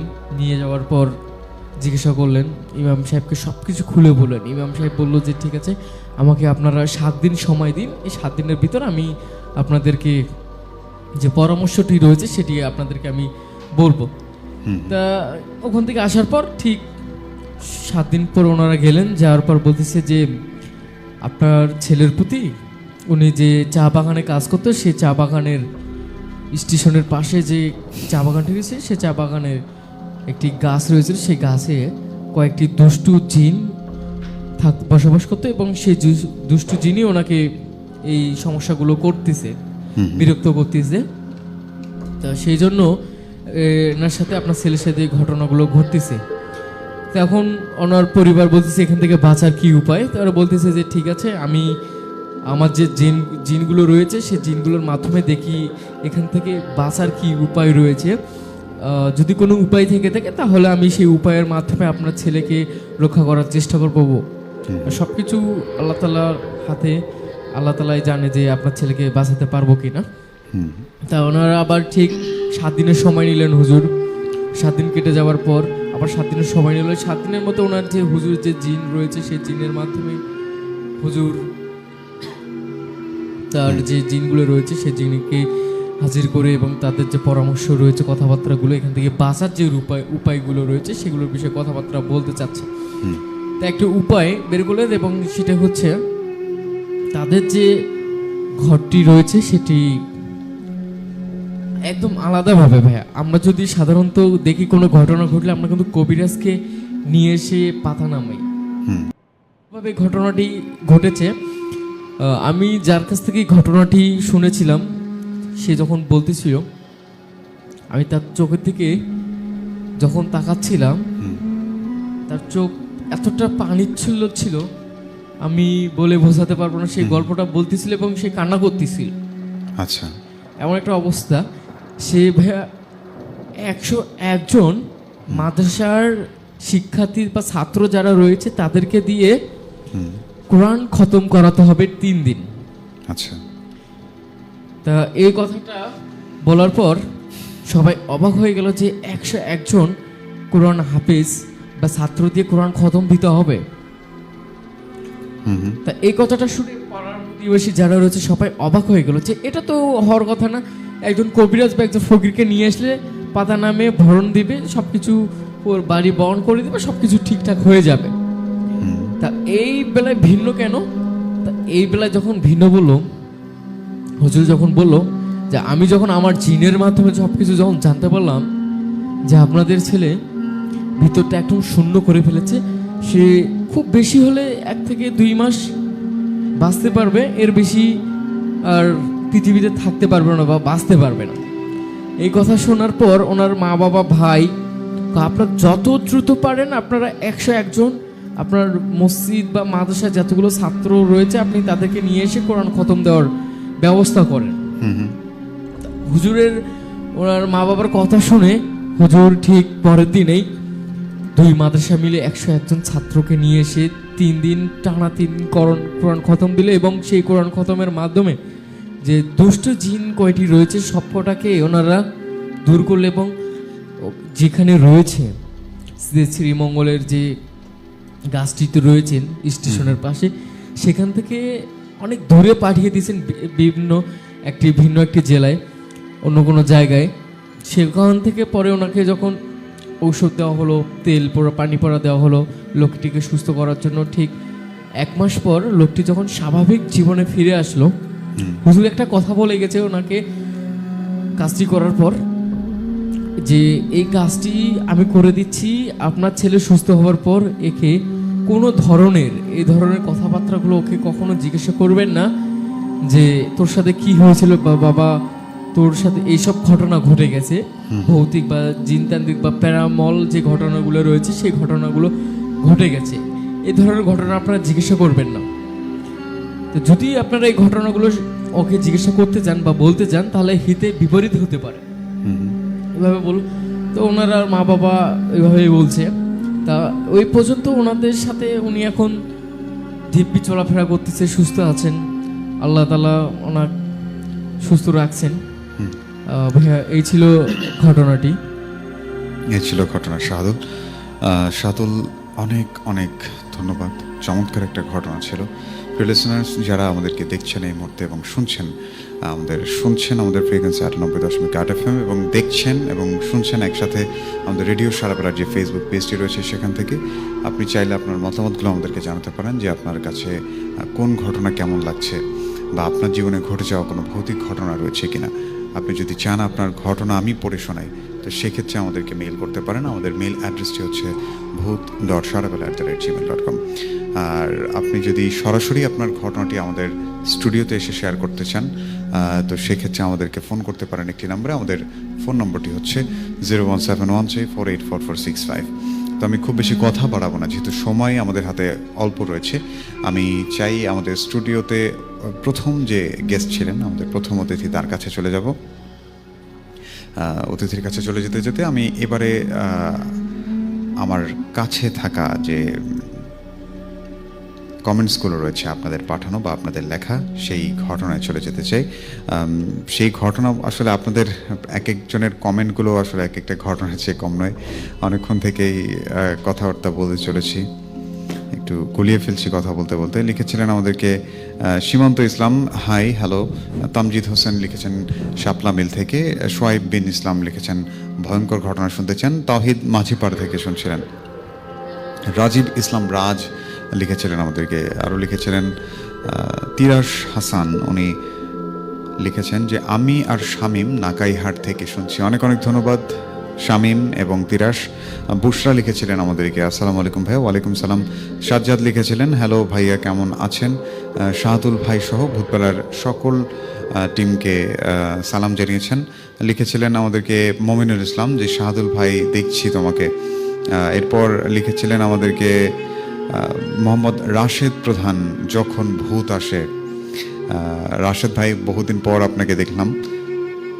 গাইবান্ধা এলে আবারও ভূতবেলায় আসার আমন্ত্রণ রইল। লিখেছিলেন সোয়াইব বিন ইসলাম, শাহাদুল ভাইয়ের কাছ থেকে ঘটনা শুনলাম, অনেক ভালো লাগছে। বরকত ভাই লিখেছিলেন অনেকদিন পর শাহাদুল ভাইকে দেখলাম, ভালো লাগলো তার ঘটনা।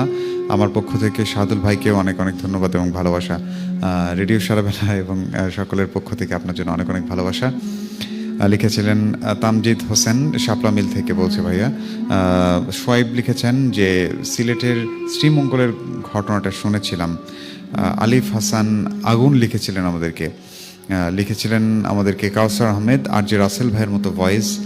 আচ্ছা আচ্ছা, আপনার ভয়েস ট্রাই করলে হয়ে যাবে। আচ্ছা আচ্ছা, থ্যাংক ইউ। লিখেছিলেন আমাদেরকে সোহেল সরকার, উনি লিখেছেন যে ভাইয়া মেল কিভাবে করব।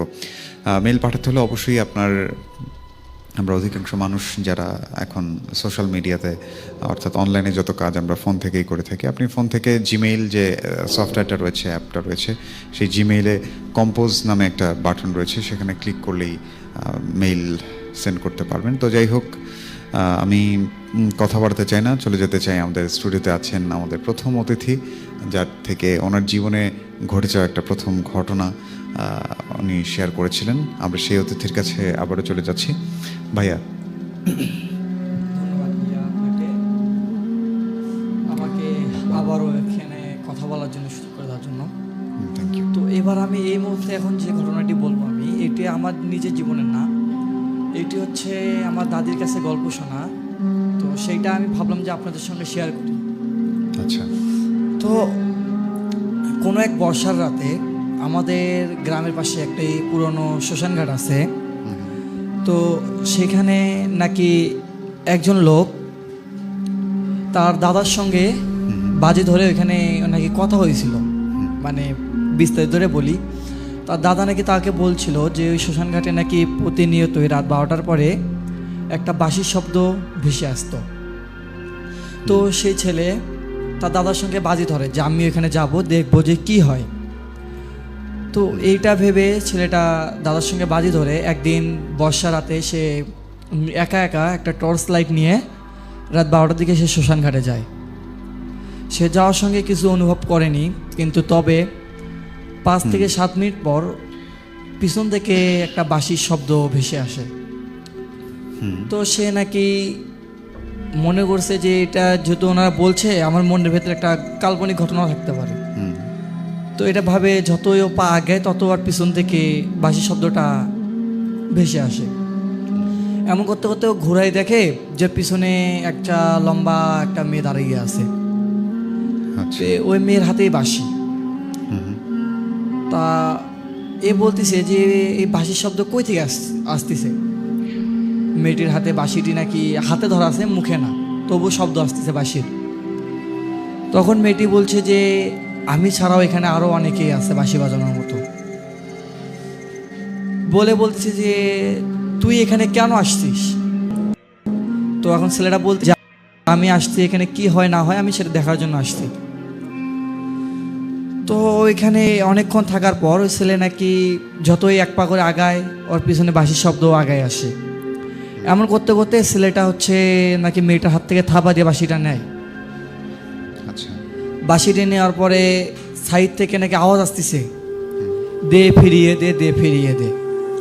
তো এ এখন বলছে যে না, আমি তো ফিরিয়ে দেওয়ার জন্য তো জিনিসটা নেই, আমি তো যে ফিরিয়ে নেওয়ার জন্য জিনিসটা নিলে তো আমি আগেই ফিরিয়ে দিতাম, এটা বলতেছে।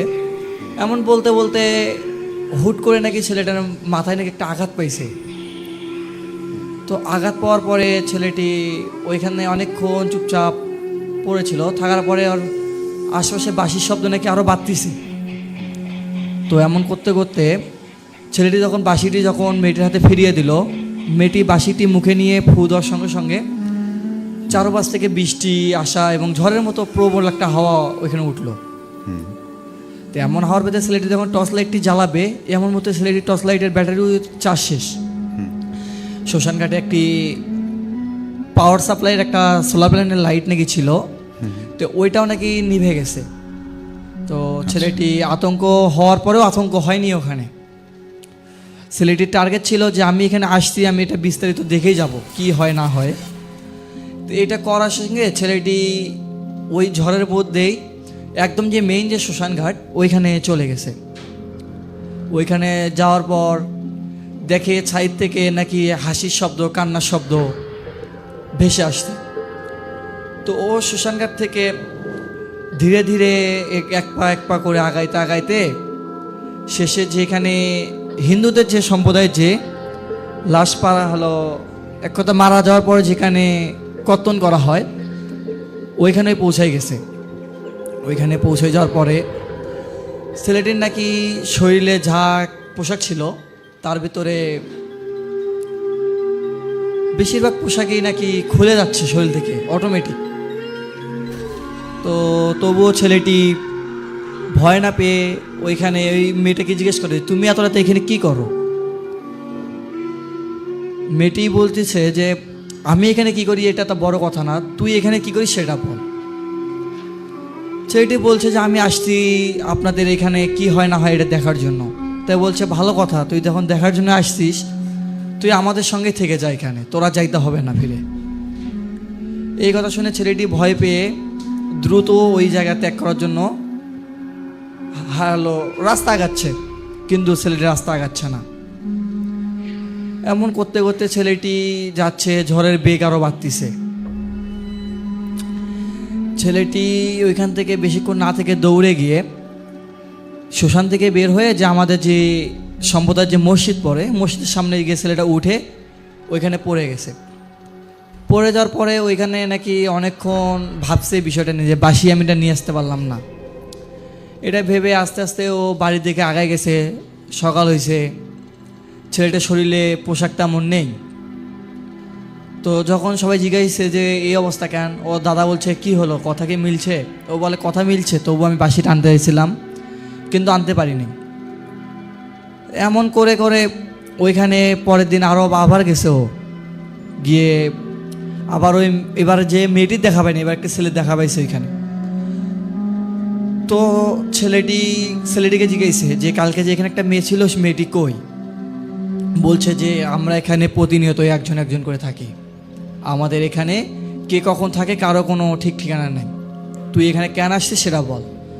ছেলেটি বলছে যে আমার আপনাদের এই বাঁশিটি লাগবে, আপনার কেন এই বাঁশিটি রাত্রে এখানে বাজান?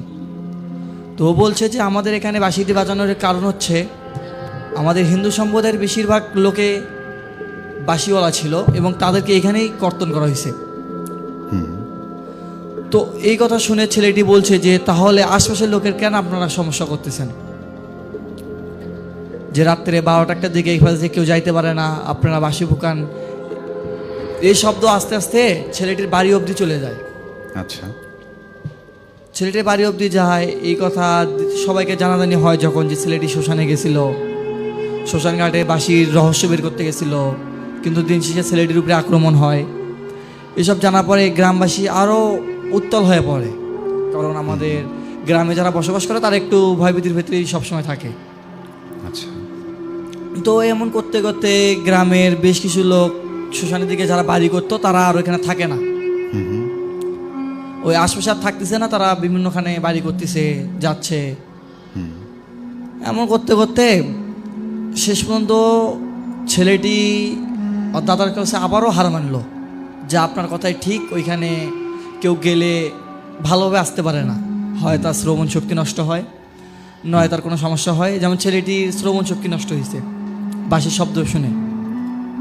তা দাদা তখন বলছে যে আগের লোকের সঙ্গে তর্ক করতে নেই এবং ওনাদের সঙ্গে তর্কে জড়াতে নেই। তো এই কথা বলার পর তারপর ছেলেটি তবুও নাকি ঘাড়াঘাড়ি করতেছে যে কেন এই বাঁশির শব্দ কেন আসবে, মৃত মানুষের কেন বাঁশি ফুকায় এবং তারা কেমনে বাঁশি ফুকাবে। এমন করতে করতে করতে করতে যায়, মাস দুয়েক যায়, ওইখানে আবার একটা হিন্দু লোককে কর্তন করা হয় এখানে। তো করা হয়, তখন যে হিন্দু ব্যক্তিটি কর্তন করা হয়েছে উনি নখন ছিল ঢুলিয়া ছিল উনি। তো ছেলেটির কথা যে আগের লোকগুলো যেহেতু বাঁশিওয়ালা ছিল, ওনারা বাঁশি বাজাইছে, এখন কি নাকি ঢোল বাজাবে, এইটা দেখার জন্য তার 2 দিন পর ছেলেটা আবার ওইখানে গেছে। গিয়ে দেখে না, আবার ওই বাঁশি, ও লোকের হাতেও বাঁশি। তো ছেলেটি অনেক দিন এটা নিয়ে ঘাটাঘাটি করার পরও রহস্য বের করতে পারেনি যে কেন এখানে বাঁশির শব্দ। তো এই ঘটনাটি আমি একদিন আমার দাদিকে জিজ্ঞেসি যে শ্মশান ঘাটে গেলে কি হয়।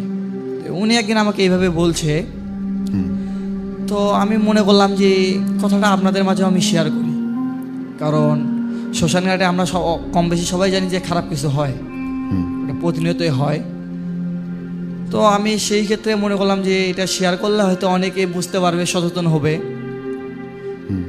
তো এই কারণেই আমি আজকে এই কথাটা এখানে তুলে ধরলাম। আর এর আগে আমি আমার নিজের জীবন কাহিনীও তুলে ধরছিলাম।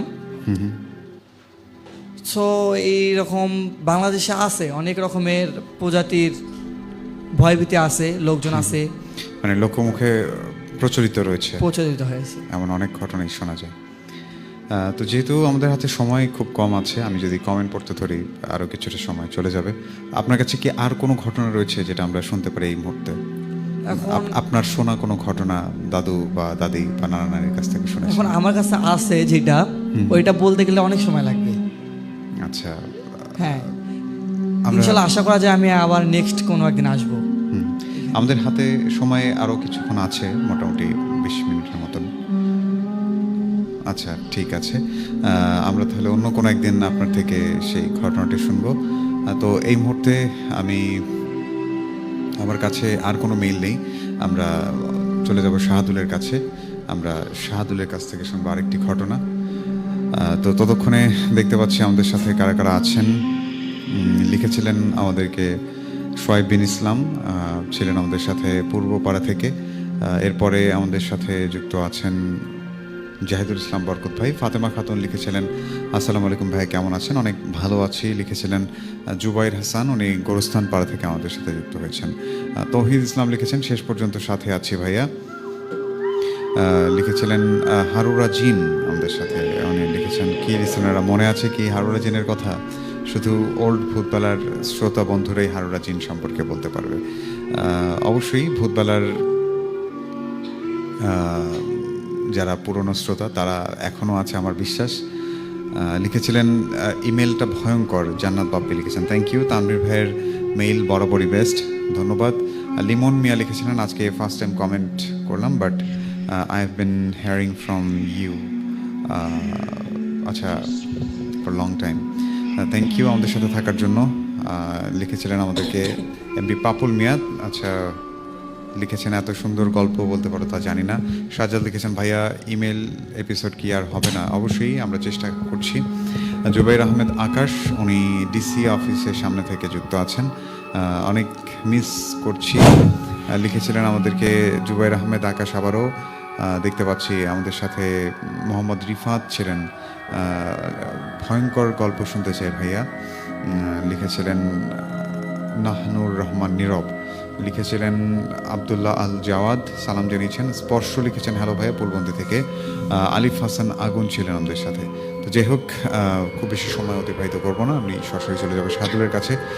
শাহাদুল, আমরা কোন ঘটনা শুনবো তোমার থেকে আজকে? ভাই ঘটনাটি একটি জায়গার নাম এবং সবকিছু হাইট রাখতে বলা হয়েছে তাদের সুবিধার্থের জন্য। তা আমি শুধু তার সাথে যে ঘটনাগুলো ঘটে গেছে সেইটুকু তুলে ধরার চেষ্টা করছি। আচ্ছা, ঘটনাটি 2000 সালের আগেই, 1998 কিংবা 97 সালের ওই দিকে ঘটনাটি ঘটে ওরা একটা গ্রাম ছিল, সেই গ্রামে 3 থেকে 400 মানুষ বসবাস করতো। সেখানে আবার একজন মানুষ রয়েছে, উনি আবার সবার সাথে শক্তির একটা পরিচয় দিয়েছেন যে আমি সবসময় শক্তিশালী একটা বিষয়। গ্রামে যেমন পাঙ্গা খেলাগুলো হতো, যে কুস্তি লড়াইগুলো, সেই খেলাগুলোতে উনি সবসময় নাকি জয়ী হতেন। তো উনি ওই খেলাগুলোতে ওনার সাথে চ্যালেঞ্জ করার মতন শুধু আরেকজনই ছিল। তা উনি বলতেছে যে তোর সাথে আমার একদিন লড়াই হবে, দেখি কে জেতে। আচ্ছা। তা ওনার বাসাটা বাড়িটুকু, বাড়ির সামনে একটা পুকুর রয়েছে, সেই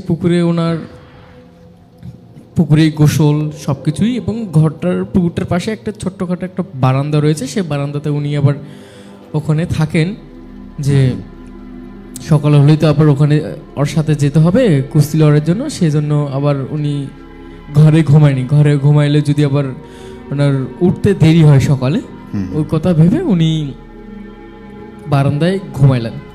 তা সেদিন আবার বৃষ্টি হচ্ছিল, ঝিরিঝিরি বৃষ্টি। তাই বৃষ্টির মাঝে উনি আবার বারান্দায় ঘুমাইছে। উনি আবার ভাবতেছে যে কালকে আমি আদৌ কি ওর সাথে জিততে পাবো কি না জানি না, কিন্তু ওনার ওই এলাকাটার ভিতর সব থেকে শক্তিশালী মানুষ উনি একজন। আচ্ছা। যে ওনার সাথে পাঙ্গা নেওয়া খুব কঠিন, ওনার সাথে জিততে পারাটা খুব কষ্টের একটা বিষয়। ওনাকে হারানো যেন একটি কি বলবো রত্ন খুঁজে পাওয়া, ওনাকে হারানো যেন একটা বিশাল একটা ব্যাপার। যাই হোক, ঘটনাটি উনি যেদিন ওনার গোসল করে ওই পুকুরে গোসল করে উনি যখন খাওয়া দাওয়া করে সন্ধ্যার পরেই যখন ঘুমাচ্ছিলেন, ঠিক রাতের বেলা একটা প্যারানর্মাল ঘটনা ওনার সাথে ঘটে গেছে। আচ্ছা, প্যারানর্মাল। হ্যাঁ। তা উনি নিজেকে সবসময় শক্তিশালী দাবি করে আসছেন, ঠিক ওনার সাথে একটা অবয়বের শক্তির পরীক্ষা হচ্ছিল ওই রাত্রেবেলা, ঠিক মাঝরাতের দিকে। তো উনি বুঝতে পারতেছেন ওনার সাথে কি হচ্ছে। উনি মনে করতেছে যে ওনার পাশে কেউ যেন ওনার হাতটা ধরে আছে খুব শক্তভাবে, যেন উনি খুলতে পারতেছেন, এত চেষ্টা করতেছে। উনি ভাবতেছে আমার মতন এত শক্তিশালী মানুষকে আমি এই হাতটা খুলতে পারতেছি না, কি এত শক্তিশালী মানুষ কোথা থেকে আসলো। এটা উনি এতবার বোঝার চেষ্টা করছে, কোনোভাবে সম্ভব না।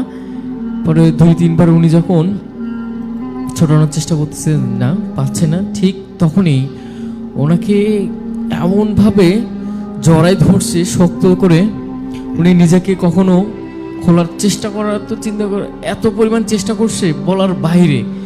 উনি চার হাত পা এত ছাড়াছাড়ি করতেছে, জড়াজড়ি করতেছে, ওনাকে হাতগুলো খোলার চেষ্টা করতেছে, উনি পাচ্ছে না। উনি না পাচ্ছে, ওনার সর্বোচ্চ শক্তি দিয়ে নিজেকে বাঁচাতে না পাচ্ছে, চিৎকার করতে। এবং একটা বিষয় কি ভাইয়া, ওনার সাথে যে ঘটনাটি ঘটছে, উনি বারান্দায় আছে এবং ঘরটি এখান থেকে অল্প একটু 1 ফিট দূরে ঘরটা আর বারান্দা। এখান থেকে ওনার ওয়াইফ বুঝতে পারেনি ওনার সাথে কি হচ্ছে, ওনার হাজবেন্ডের সাথে কি ঘটনাটা কি ঘটছে। তা ওই ঘটনাটি উনি বুঝতে পারেনি, ঠিক যখন ওনাকে বলতেছে যে তুই খুব গর্ব নিয়ে বলিস, তুই খুব শক্তিশালী না, আজকে দেখি তোকে কে বাঁচায় আমার হাত থেকে, তুই কত বড় শক্তিশালী, নিজেকে বাঁচা দেখি, আমি দেখি। আচ্ছা। লোকটি বলতেছে তুমি কে, যে আমাকে বলতেছো যে আমি খুব শক্তিশালী, তুমি কেমন করে জানো, আর তুমি বা কে এবং কোথা থেকে এসেছো তুমি, আমি কে সেটা তোর দেখার বিষয় না, তুই নিজেকে সবসময় শক্তিশালী দাবি করিস তো মানুষের সামনে, অন্যজনের সামনে। আজকে তুই দেখা আজকে কি অবস্থা, তোর কত শক্তি আছে, তুই আমার হাত থেকে নিজেকে বাঁচিয়ে দেখা, দেখি তোকে কে বাঁচায়। ওনাকে যখন টেনে হেসড়ে, বলতেছিলাম যে ঝিরিঝিরি বৃষ্টি হচ্ছে, টেনে হেসড়ে যখন আঙিনায় নিয়ে আসলো ওনাকে, উনি চেষ্টা করতেছে সবকিছু চকির যে ওনার বারান্দার যে চকিটি রয়েছে, যে চকির যে পায়াটা রয়েছে খাটের, ওটা ধরে আটকে থাকার চেষ্টা করতেছিল, কিন্তু ওই শক্তির কাছে যেন ওনার শক্তি কোনো কিছুই না। আচ্ছা। উনি ভাবতেছে আজকে আমার মতন একটা শক্তিশালী মানুষ এই ধরনের শক্তির কাছে হেরে যাব, আমি একটা চকির পায়া পর্যন্ত ধরে রাখতে পারতেছি না, এই শক্তির কাছে এতটা দুর্বল হয়ে গেলাম আমি। উনি কি মনে করতেছে আসলে আমার উপরে মনে হয় আরো কেউ শক্তিশালী রয়েছে, সে হয়তো আজকে আমার সাথে এই কাজটি করতেছে। ওনাকে ঠিক যখন আঙিনার মাঝখানে নিয়ে আসা পাঁচড়াপাঁচড়ি করতেছে, গড়াগড়ি করতেছে, যেন কুস্তি লড়তেছে উনি ওনার সাথে, সব পূর্ণ যেন শরীর একদম কাদা নিষ্পিস হয়ে গেছে, উনি পাচ্ছে না কোনো কিছু। অথচ ভাইয়া উনি যে চিৎকার করবে, উনি চিৎকার করলেই কিন্তু ওনার ওয়াইফ ওখান থেকে শুনতে পাচ্ছে। সেই শক্তিটুকু পর্যন্ত ওনার মুখে ছিল না, গলায় ছিল না, যে চিৎকার করে ওনার ওয়াইফকে ডাকবে সে শক্তিটুকু পর্যন্ত ওনার ভেতরে ছিল না। উনি এত একটা শক্তিশালী মানুষ যে নিমিষে ওনার সব শক্তি সব নষ্ট হয়ে গেছে, দূর হয়ে গেছে, ওনার শরীর থেকে সব কিছু হারিয়ে গেছে, সর্বশ্রেষ্ঠ শক্তি। আচ্ছা। উনি এইসব বলার চিন্তা করতে করতে যখন ঠিক ওই লোকটাকে নিয়ে যাওয়ার একটা মূল উদ্দেশ্য ছিল সে পুকুর পাড়ে, পুকুরে নিয়ে যাবে, ওই পুকুরে নিয়ে যেয়ে ওনাকে ওখানে হত্যা করবে। এটা ওই অভয়টির এটাই একটি মূল উদ্দেশ্য ছিল, ওনাকে হত্যা করার। আচ্ছা। তা উনি যখন ওখানে যাওয়ার চেষ্টা করতেছিল, তো উনি ওই কাদামাটিতে তো ভাইয়া খুব বেশিক্ষণ থাকা তো যায় না, একটু একটু যদি সাধারণ মানুষ আমরা যদি কাউকে টান মারি তো কাদামাটিতে কিন্তু 1 থেকে 1.5 ফিট 2 ফিট পিছলে চলে যাবে। উনি অনেকক্ষণ চেষ্টা করতেছিল উনি ধরে রাখার জন্য, আটকে থাকার জন্য, কোনো চেষ্টা কোনো কাজে আসতেছিল। অনেকক্ষণ পর প্রায় 2-2.5 ঘন্টা যখন কেটে গেল, এখান থেকে পুকুর 1 হাত দূরে ভাইয়া, 1 হাত দূরে পুকুর, সেই পুকুর যখন 1 হাত দূরে, ঠিক তখনই ওনার, আমি গল্পের মাঝখানে শুরুতে একটু ভুলে গেছিলাম যে মিস্টেক করছি, ওনার একজন মামা ছিল, ওই লোকটির মামা ছিল, উনি আবার খুব 5 ওয়াক্ত নামাজ পড়তেন সব সময়। এবং ওনার একটি গুণ ছিল, আমি যখন ঘটনাটি আমার ওই পরিচিত ভাইটির কাছ থেকে শুনছিলাম, তো উনি ওই লোকটির কাছ থেকে যখন শুনছে যে ওই লোকটি ফজরের সময় সবার আগে মসজিদে যেতেন এবং মুয়াজ্জিনকে ডেকে নিয়ে একসাথে মসজিদে যেতেন, এবং মুয়াজ্জিন আজান দিত, উনি ওযু করে মসজিদে এসে সুন্নত নামাজ পড়তেন সবার আগে। তা ওই সময় উনি বুঝতে পারছে যে ফজরের আজানের সময় হয়ে যাচ্ছে। ওনার মামা ওই সময় এসে দেখে যে গোংরানো শব্দ শোনা যাচ্ছে, যেন ধস্তাধস্তির শব্দ শোনা যাচ্ছে। উনি এবার খুব একটুখানি এদিকে চোখ মেলে দেখে যে ধস্তাধস্তি এবং গোংরানো শব্দ শোনা যাচ্ছে। তো উনি এবার খুব একটু এদিক ঘুরে ওনার ভাগিনার বাসার দিকে আসতেছে, দেখে যে ওনার ভাগিনাকে কেউ যেন টেনে নিয়ে যাচ্ছে। এবং উনি আসার সাথেই ওনার ভাগিনার কাছে যখন আসলো, ঠিক ওই সময় ফজরের আজান প্রত্যেকটা মসজিদ থেকে মুখরিত হচ্ছে, ধ্বনিত হচ্ছে। এবং উনি ওনার মামা আল্লাহু আকবার বলেই যখন একটি ফু দিল, সঙ্গে সঙ্গে অবয়বটি ছিটকে একদম পুকুর থেকে এপাশ থেকে ওই পারে লাফ দিয়ে একদম ওপারে চলে গেল।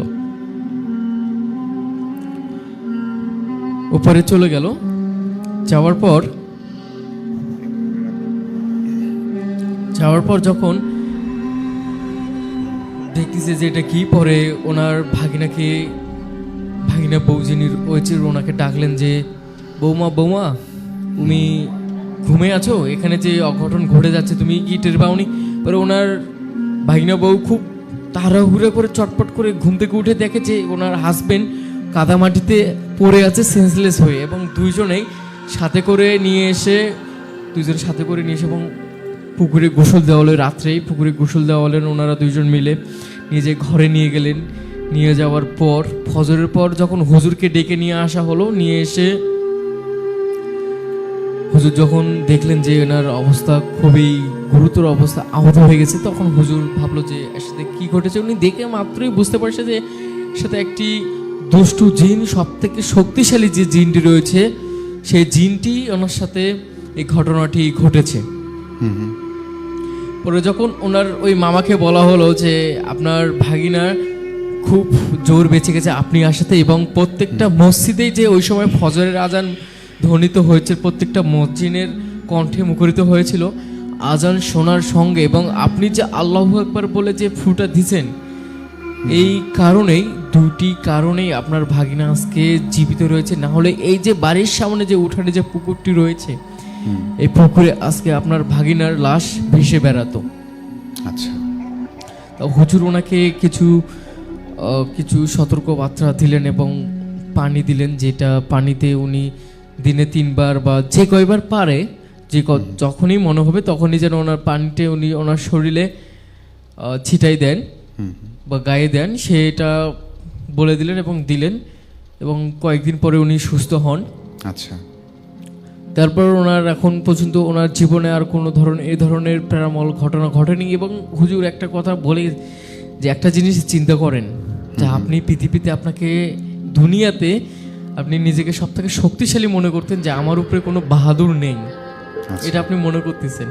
কিন্তু একটা জিনিস দেখেন, আপনাকে যে জিনিসটি ধরেছিল, পৃথিবীর সর্বশক্তি যদি এক জায়গায় করা যেত, তারপর ওই শক্তির কাছে আপনার, আমাদের দুনিয়ার শক্তি কোনো কিছুই ছিল না, একদম তুচ্ছ একজন শক্তি ছিল। হুজুর বলল যে শক্তির বড়াই নিয়ে কখনো বড়াই করা যাবে না, আপনার শক্তি আপনার কাছে আছে, আপনি সঠিক জায়গায় প্রয়োগ করবেন। তো হুজুরের কথা মেনে উনি এখন চলাফেরা করেন। এখন যদি কুস্তি হয় উনি এখনও যায়, কিন্তু ওই ধরনের সমস্যা আর হয় না, বা উনি গর্ব করে বলে না যে আমি খুব শক্তিশালী, এই ধরনের কথাবার্তা উনি আর বলে না। তো ভাইয়া, এই ছিল ঘটনাটি।